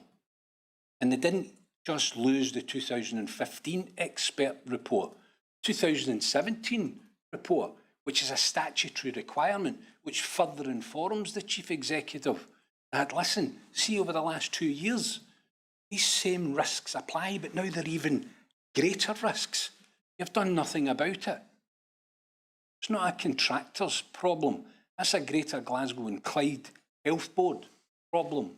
And the individual that took receipt of that report, Tommy Romeo, in 2017, had received email communications telling him there was bacteria on the ward in 2017 in Ward 2A. But we do nothing. Greater Glasgow and Clyde I would imagine in the risk register has water as a risk, because you have a statutory requirement to ensure that you have external scrutiny of Legionella and risks, 2015, 2017. They did nothing.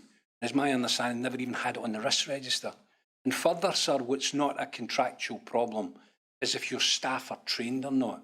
In the 2018 report, authorised person not being trained, but there is a further major comment within that report, sir.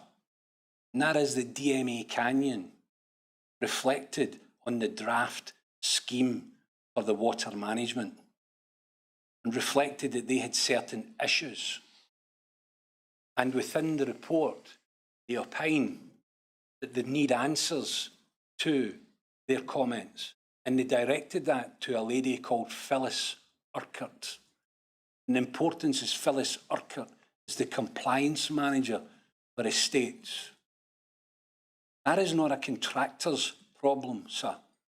That's a Greater Glasgow and Clyde Health Board problem, to ensure that the risks are identified, responded to, communicated and managed with appropriately trained staff.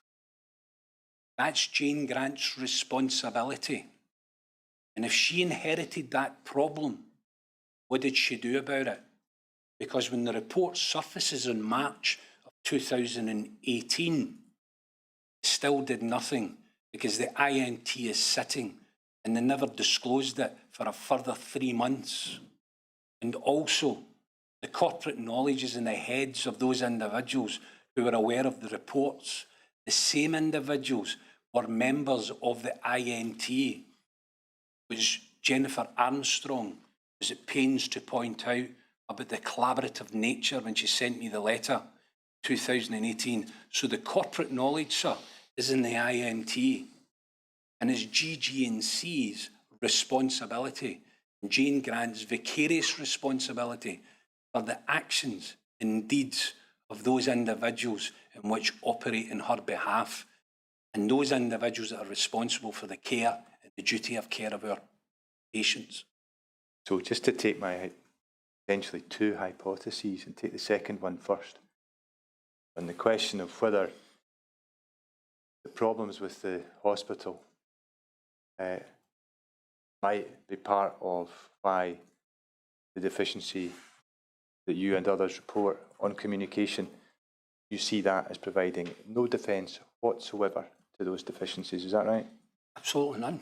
And on the other hypothesis that I put, that even though the deficiencies about communication pertain, in particular the question of going through clinical staff, proposition I put to you, and maybe also the fact of pills being sugared and the message being softened, everything's okay, the water's wholesome. On the hypothesis I put to you that maybe sometimes, you see it wrong-headed as all of that was, but maybe sometimes what drove that was a desire to protect the patients in some sense. I think what I take from you is that word sometimes has to be emphasised, because at the very least there are instances which you identify which simply do not permit of a benign explanation. Is that what it comes to?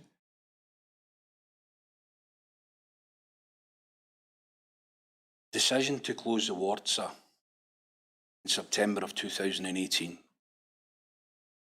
If they wished to sugarcoat the pill, the many pills, bitter pills that we have been asked to swallow,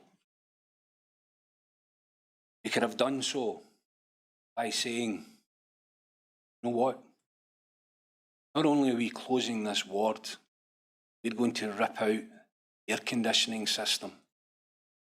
We're going to replace the water system. We're going to ensure that those bathrooms and everything within it have the right fabric and materials that are water resistant. We're doing all of this. However and whoever is responsible, that's for us to deal with. in our legal argument with these companies. For you, our patients, because we have a patient-centred approach, please take a confidence that what we are doing is we are doing full respect to you because we are protecting you and we're going to prevent any other child from contracting anything here. This is what we're going to do. You don't say, sir, we're going to take advantage of the ward closure and upgrade the air conditioning system. You don't say that.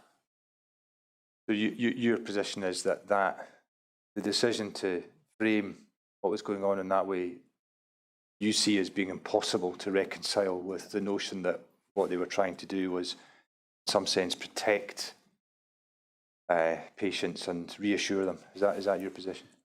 Absolutely. And if they really wished to protect us, sir, they would have considered that the air conditioning, Ward 6A, was not fit for purpose, but they were putting us there. They're putting my daughter in there and all the other children. That the water wasn't fit for purpose because they had the DMA Canyon reports telling them, they had the Intertech report telling them, they had the Innovate Design Solutions reports telling them. But yet they put us in Ward 6A. How is that giving us a sugar-coated pill? That's giving us a pill laced with other badness. We're going out of the frying pan and into the fire. And even that fire that we go into is so red hot that we then have to be displaced to a third place. How can that possibly be a communication strategy that is defensible? It's impossible. Well, let's just look at that a little further because currently we're speaking about issues to do with communication in a somewhat abstract way, in the sense that we're not currently looking at the obligations that sat with GG&C in relation to communication with patients and families. I think it's clear from your statement that is something that you've looked at, and I'll mention 3 sources of obligation, third of which I'm going to ask you some questions about. In your statement, you mention, first of these, the UN Convention on the Rights of the Child and Articles 12 and 13 in particular, is that right? Second one that I think comes across from what you and Molly have said. Molly said yesterday that, on Monday rather, it is just wrong to see communication to do with the hospital as sitting outside the process of communicating on clinical matters with a patient, is that right? Yeah, so on the question of obtaining patient consent to procedures, I mean, you also have spoken about documents that had to be signed in advance of procedures. I take your position to be, and Molly's position to be, that information to do with risk arising from the hospital environment, part of that too, or should have been part of that too. Is that your position? Yeah. Now let's move on to the third source of obligation, which is duty of candour. When did you become interested in the concept of the duty of candour? Only because of this experience, sir. And it was being bandied about like a badge, like a shield. The word confidential, the word duty of candour, phrase duty of candour, elements of which I understood. Really, what was it? What did it mean? What was the responsibility? And so, in order to go in and to have discussion and to challenge or provide opportunity, we need to try and understand that a bit better. Yeah. And just to help everybody on this, there's quite a significant section of your statement that sets out your thoughts on it, beginning at paragraph 316. I'm not going to take you through this in detail, Professor Cuddihy, but just to give everybody the references. I think we can see from what you say that you came to co-author a paper on this topic, and I think it was published in the Journal of Medical Ethics. Is that right? Who was your co-author? Sangster. Just at a fairly high and general level, if you permit it, what is the duty of candour? It's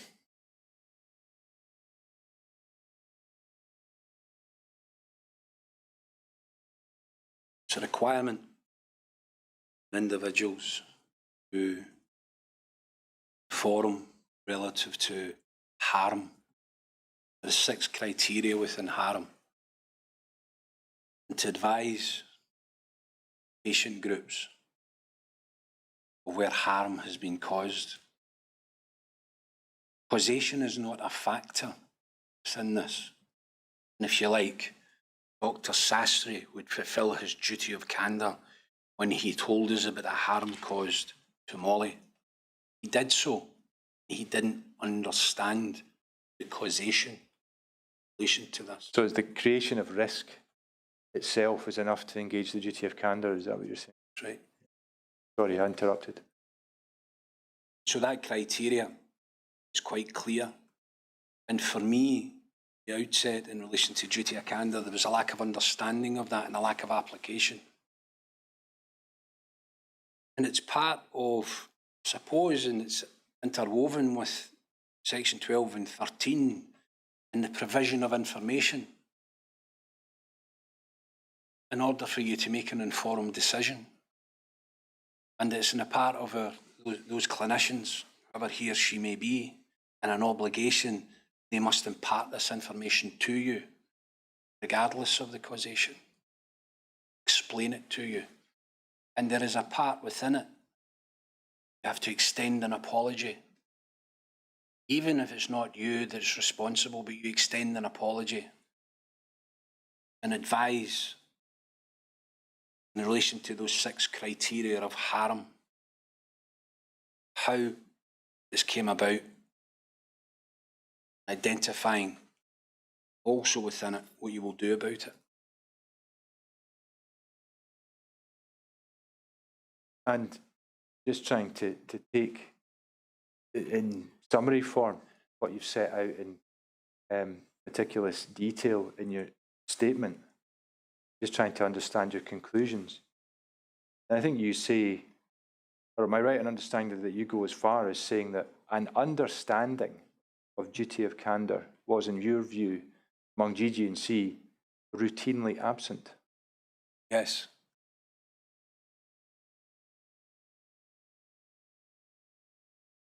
I think, do we also see, Professor Cuddihy, that you actually go even further than that at points? And that you actually say, in your view, the only explanation for deficiencies in communication on some occasions is duplicity? Absolutely and unequivocally. Why do you say that?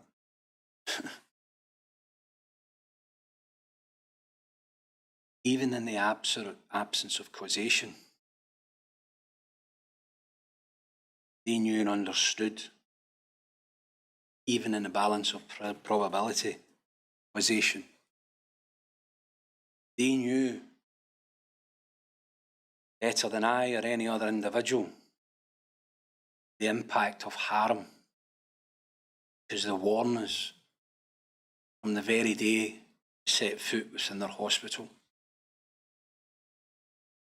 They understood better than I and anybody else, should we be exposed to an environment that posed a threat to our daughter,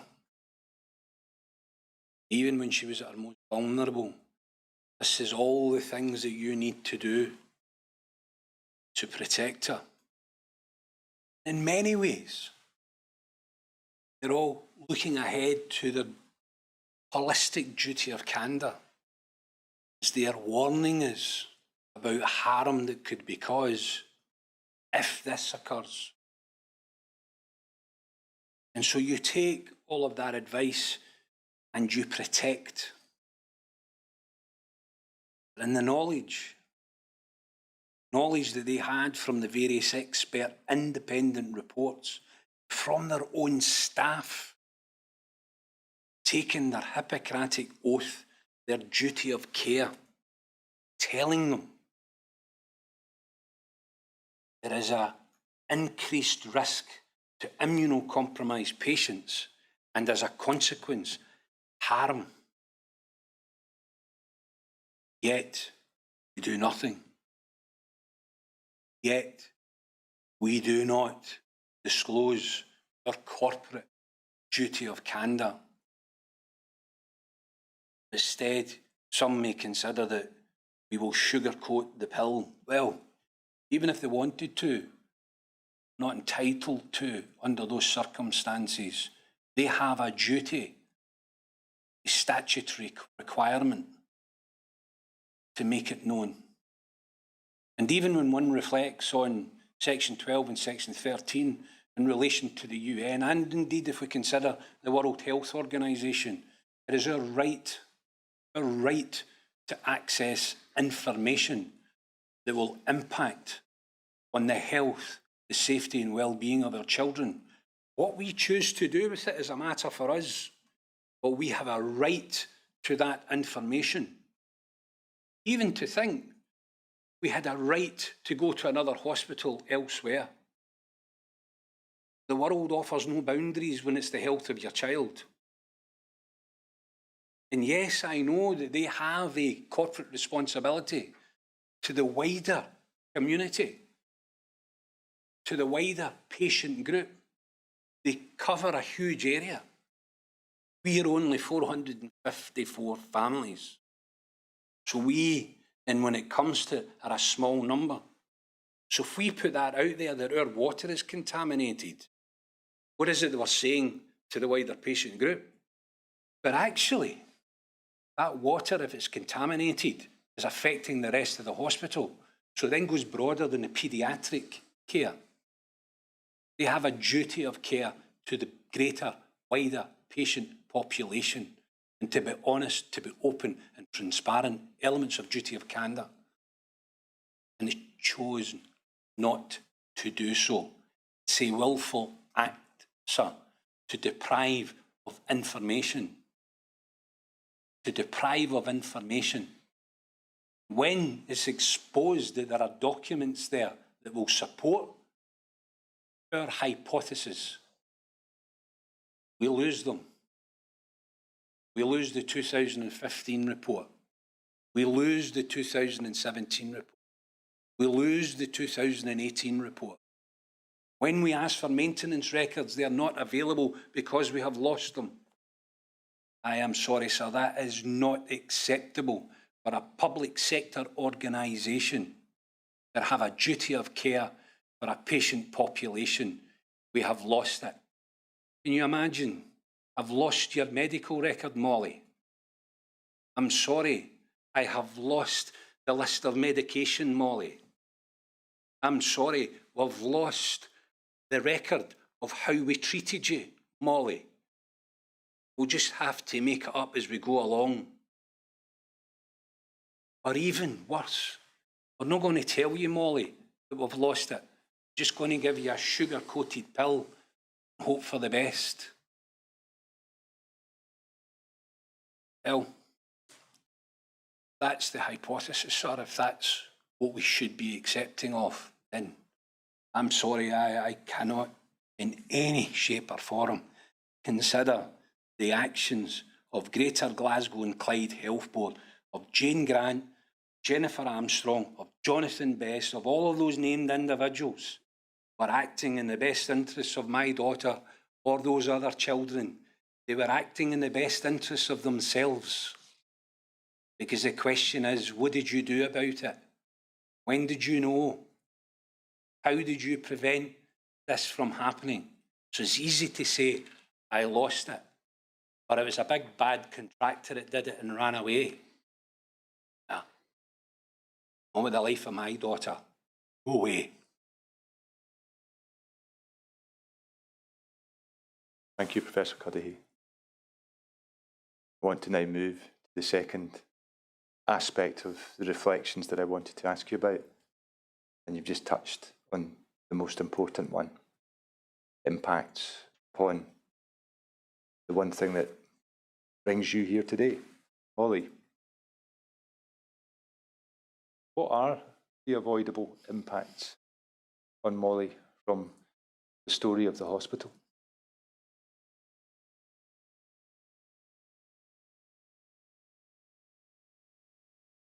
First of all, if it wasn't for the hospital and the collector, if it wasn't for that Schahalian unit, brainchild of Professor Brenda Gibson, who attracts world-class people, if it wasn't for that, we wouldn't have Molly. Yeah? We wouldn't have her. Many people should say, well, you should be happy with that. You should be happy. And I think about this because we have a duty to respect, to think about other families, and to reassure them the environment that they're getting into is a safe environment. That's not my job. And there's a guilt in that. Me sitting here and saying the things I am saying, I take no pleasure in this. None. I wish to God I never had to say any of this. I wish to God I didn't have to say it. Because I know the damage that it can do for others. I know the impact that it can have on people when fear is in you. You're scared to go to the very place that offers you the life treatment for your son or daughter. Sir, if we don't scrutinise, we don't hold to account those who are responsible for the impact, I can't change the cancer. It's not a lifestyle choice. If it was, we would say don't smoke, don't drink, eat this, don't eat that. It's a prevention strategy. These wee souls don't have that. They're born with it. Yeah. So, to give them a chance, we entrust them into an environment that's going to protect them and prevent them. That they will be the equivalent of Dr. Sastry in ensuring that the medicine for the building is applied in the dosage required. That the early interventions is applied to ensure that we do not expose and exploit. They're simply asked to ensure that the air conditioning system is not depositing dirty air into a clean environment. We ask them to ensure the water that's coming in is going through a filtration system. Why on earth do we put a filtration system in but we don't use it? We ask them to simply maintain the system. But in 2 years, we've got dirty sponges in the cold water tanks.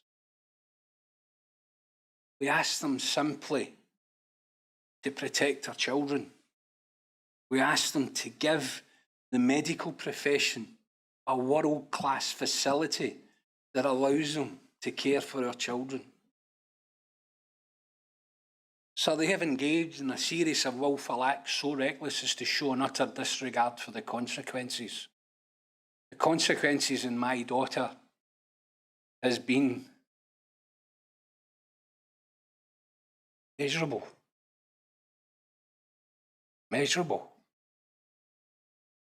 She contracted bacterial infection, the treatment of which has left her irreparable liver damage, 54% function in her kidneys, damage to her spleen, her bowel, body absorption, not because of the cancer, because of bacteria. Because of the bacteria. They, sir, been responsible in their willful acts, not only to impact on the physical safety and well-being of my daughter and all of those other wee vulnerable kids, impacts in their vision for the future. It removed the very support mechanisms that helped them mentally, psychologically, emotionally. Who better to know this is the very people in a hospital who they preside over? And if not themselves having the skill to do it, they have an abundance of people that could help them. But they dismissed them. They dismissed the microbiologists. They dismissed the experts. And this is indicative of a closed leadership who do not share information so no one can challenge them. And it's that wee group's thinking, and of course they're right and everyone else is wrong. They lack humility. They've deprived my daughter of a quality of life, an already eroded quality of life because of a terrible, terrible cancer. Terrible cancer. And they have eroded further her quality of life. And even in times when she's needed me most, I've not been there.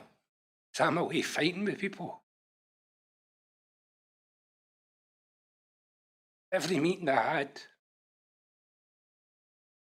every letter you're writing, every report you're reading consumes you. Because you're doing it, you think, for the right reasons for your daughter and these other kids.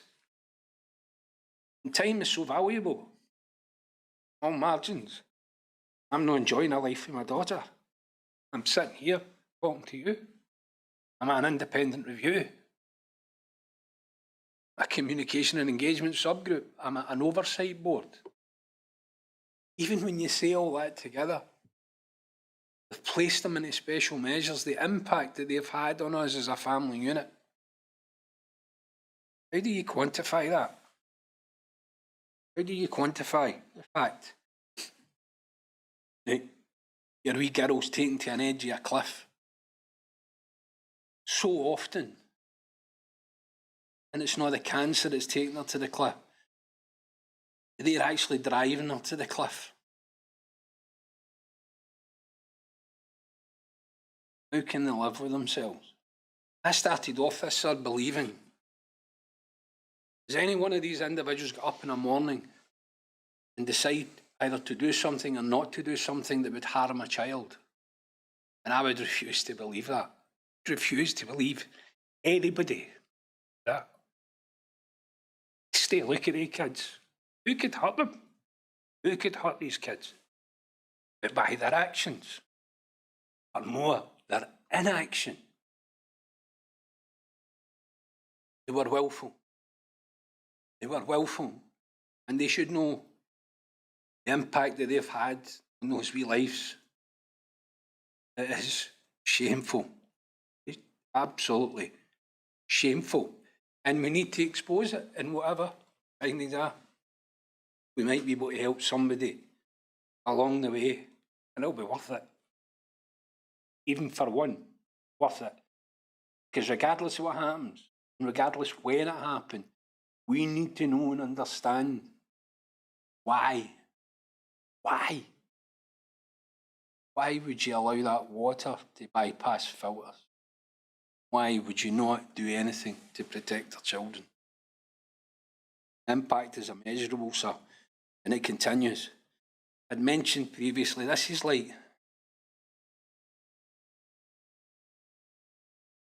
Molly's story is traumatic enough. What we've had to do here, and all the fathers and all the mothers, and all the kids, we've had to sit and watch. It's like watching a video that's been rerun from different angles. We know the start of the story. We know the end of the story. But all we're just seeing is the different perspectives of the trauma that these kids are going through because of a building, because of decisions made or not made. You know the outcome is still there. Where the movie would be influenced is at the start. They could have done something at the start of this movie would have better protected. Would it have prevented all the bacteria? Of course it wouldn't. Of course it wouldn't. But do you know what? It would have better protected. And nobody would be sitting here today to say you exposed these children to increased risk from water, or increased risk from drainage, or increased risk from air conditioning. We had to shut the wards for 3 years. 3 years. And COVID has had an impact. That tells you the extent of the damage in that hospital, in that ward. The impact, the legacy of that impact will be far-reaching, sir. I don't know what tomorrow will bring for Molly or these other kids. And whatever the outcomes here will be, will not change that. Can influence change, and that's worth in some way the impact that came through. Thank you, Professor Cuddihy. And on the question of influencing change, sat, watched Molly's contribution towards that on Monday for 4.5 hours or whatever it was, sitting where you are just now. How did you feel watching your wee girl do that? I didn't want her in here. Terrified what it will do to Molly in here. So far away from her. It may as well to be in another country. Just wanted to come in. How was she after her evidence on Monday? She went back in the car. She just slept. She's been in her bed since. I don't know how it'll impact Molly in her bed. She feels as though she's a very determined individual. She's my wee girl. Girl shouldn't have been here. She shouldn't have been put in this position. To expose her own vulnerability, for me to expose, look at the state of me. I've exposed my own vulnerability, and this is the impact of it. A visual demonstration of impact. Here it is. Molly's been through enough. You shouldn't have to put people through this. It's wrong. It's cruel. It's inhumane. We are where we are because you want to make a difference. She'll get through it. The love and kindness of the people who have continued to support her. And I'm sure that they will continue to do that. Thank you. Now, I want finally to go back to the story of the hospital. And I want to go to your concluding remarks in your statement. And I wonder if we could have those up on the screen, please. If we could go to if we could go to paragraph 370.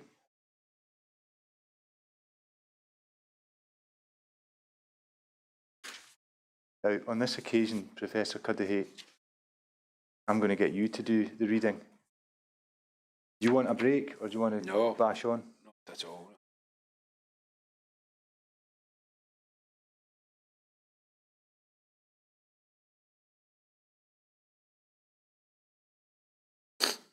Paragraph 370 of...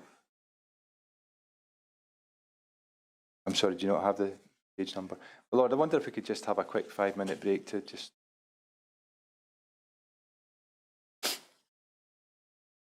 Yeah.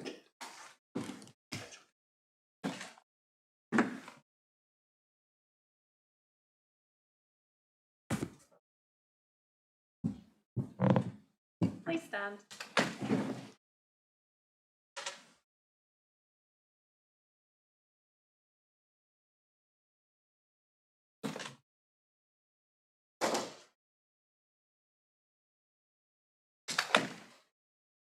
We just get those page numbers. That's actually...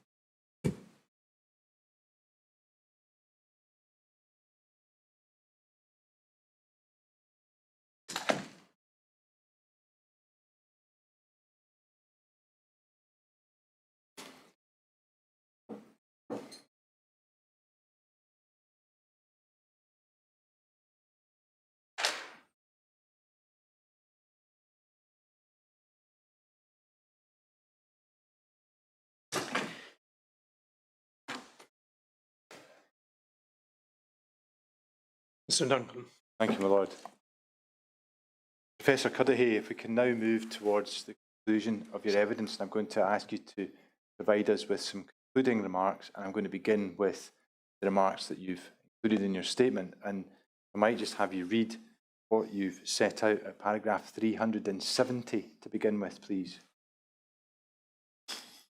In all the circumstances, I believe there has been a corporate failing in regards to ensuring that the environment in which my daughter was treated was safe. There appears to me to have been sufficient information available from 2015 that resulted in those responsible for infection, prevention and control raising concerns that the environment presented increased risk to vulnerable cancer patients, such as my daughter Molly.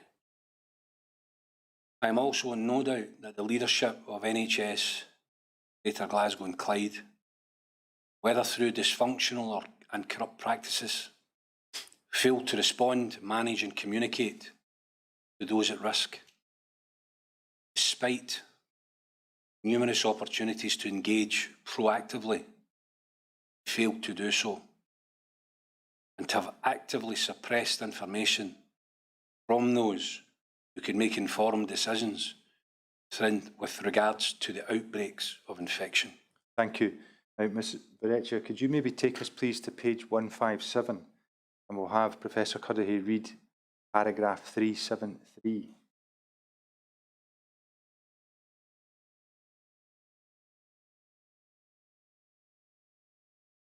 My daughter contracted a bacterial infection whilst under the care of NHS GG&C. I appreciated that she would be susceptible to such risks and did everything in my power to protect her.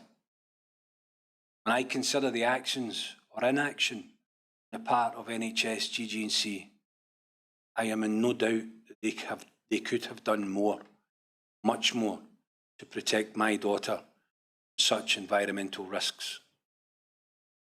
They were aware of the risks as identified in the 2015 DMA Canyon report, the 2017 DMA Canyon report, and the 2018 DMA Canyon report. They were aware of the increased risks from water, ventilation and drainage, as they had been advised as such by their own microbiologists, but failed to listen and take the appropriate action. They have systematically tried to frustrate and suppress each and every investigation and engaged in willful acts so reckless as to show an utter disregard for the consequences.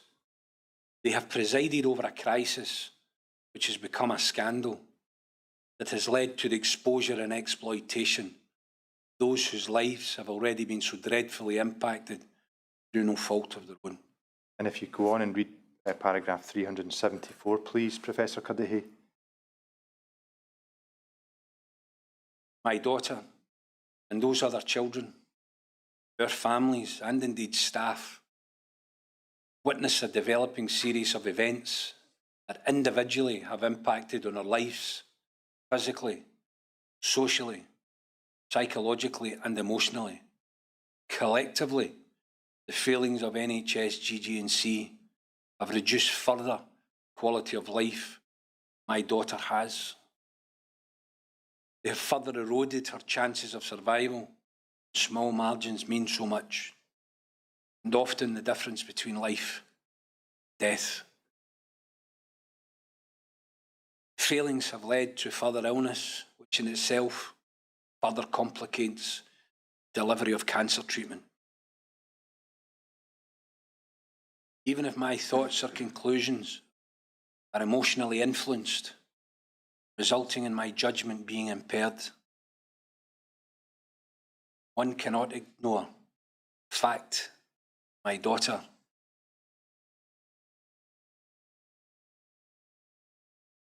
We go on to the next page, please, Ms. Brodie, so we can have Professor Cuddihy continue. The fact that my daughter, got that? It should be at the top now. judgment being impaired, one cannot ignore the The fact that my daughter contracted a hospital-acquired infection and doing so impacted her quality of life and chances of survival. One cannot ignore the comments from those doctors, microbiologists and other NHS staff who have disclosed their perception of the failings raised and documented since 2015. One cannot ignore the fact that bespoke ward 2A, 2B, designed to cater for my daughter's treatment for cancer, has been closed for nearly 3 years. The ward she was decanted to was closed twice. That review after review have been conducted, parliamentary questions have been posed, public inquiries have commenced. One cannot ignore an independent expert panel who conclude 30% of the 84 cases they reviewed probably linked to the environment, whilst 70% were possibly linked. One cannot ignore they concluded that 2 deaths occurred, at least in part, but the environment is a contributing factor. Thank you. Now, if we go on, please, to page 159, and I'll have you read paragraph 378, please.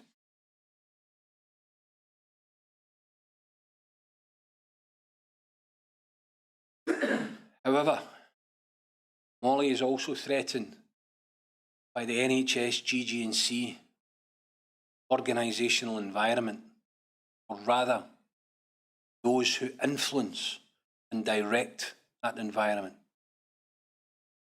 They have had numerous opportunities to change and influence the environment. For whatever reason, they continue to fail in their duty to protect, and in my opinion, change will only be realised once those involved are removed, as they have demonstrated that they have neither the operational or professional competence to discharge their statutory obligation relative to the provision of healthcare. And if you go on finally, please, and read paragraph 379 on the same page. If you ask me what do I think about Greater Glasgow and Clyde clinically, I think I have made it very clear that anything I say here does not in any way relate to those involved in clinical care. In terms of the corporate entity, they as a group have engaged in a series of willful acts, so reckless as to show utter disregard for the consequences. That's what I think about them. Started in this believing that no one would get up in the morning and do something to hurt a child, or indeed fail to do something that would increase the risk to that child. I'm in no doubt that there are those who have devolved responsibility, who have abdicated their statutory responsibility, and they have engaged in a dysfunctional organisation, knowingly suppressed documents that has ultimately increased the risks to my daughter, exposing her to a hospital-acquired infection that has and continues to threaten her life. Thank you. We can put that to one side, Ms. Fletcher. Professor Cuddihy, I have come almost to the very end of my questions. And my last question, this, and I will then give you the opportunity to say anything further that you would like to say. What would you like to see emerge from the Scottish Hospital inquiry?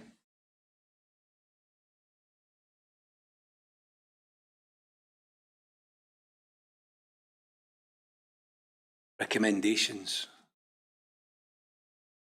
will lead to tangible change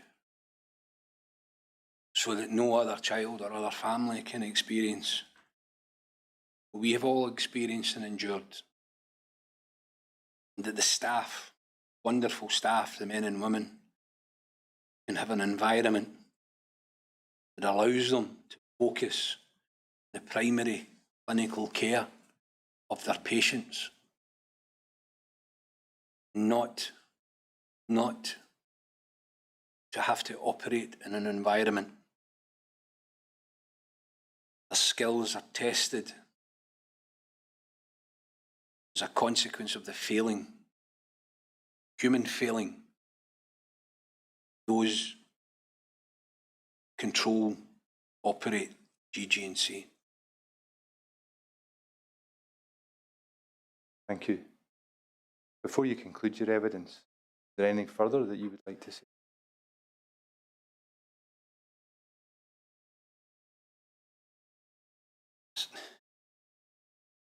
Suppose, principally what I would like to say is, thank you for giving us a voice. Feels as though we've been shouting in the darkness for so long. We've been fearful for so long, not only of the cancer, but of the environment, and indeed from ourselves. Can't do anything right from doing wrong. So all I would like to do is to thank you for compassion that you have shown,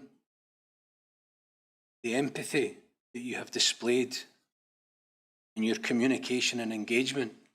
No way to compromise any integrity, but simply to enable us to speak freely. And for myself, moreover, to articulate what I have found and to enable us to present this information simply allows informed decision making to be made. Nothing else. And absolutely to scrutinise every single bit of what I have said. And I would love so dearly for you to prove me wrong in so many things. I would love it so dearly. So I can see only positives that come from this public inquiry. I can see only an opportunity for tangible change. And I can see certain families and other wee patients get a terrible enough life to go through and do so in the full trust and confidence in a facility that's there to cater for all of their needs. So thank you. Thank you, Professor Cuddihy. The Lord has indicated those are all the questions for Professor Cuddihy. Professor Cuddihy, providing your witness statement and providing your oral testimony today and yesterday, thank you very much. It may be, as I understand it, you will be coming back to give further evidence at a later stage, but these are decisions yet to be made. But for the moment, thank you very much, and that's the end of your evidence for the time being. Thank you. Thank you.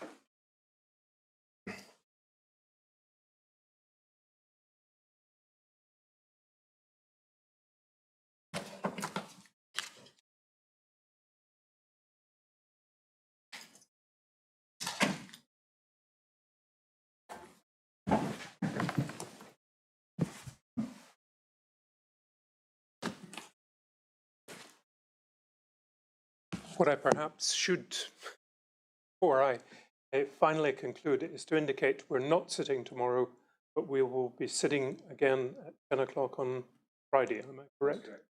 Right. I apologise for losing sight of that, but until Friday.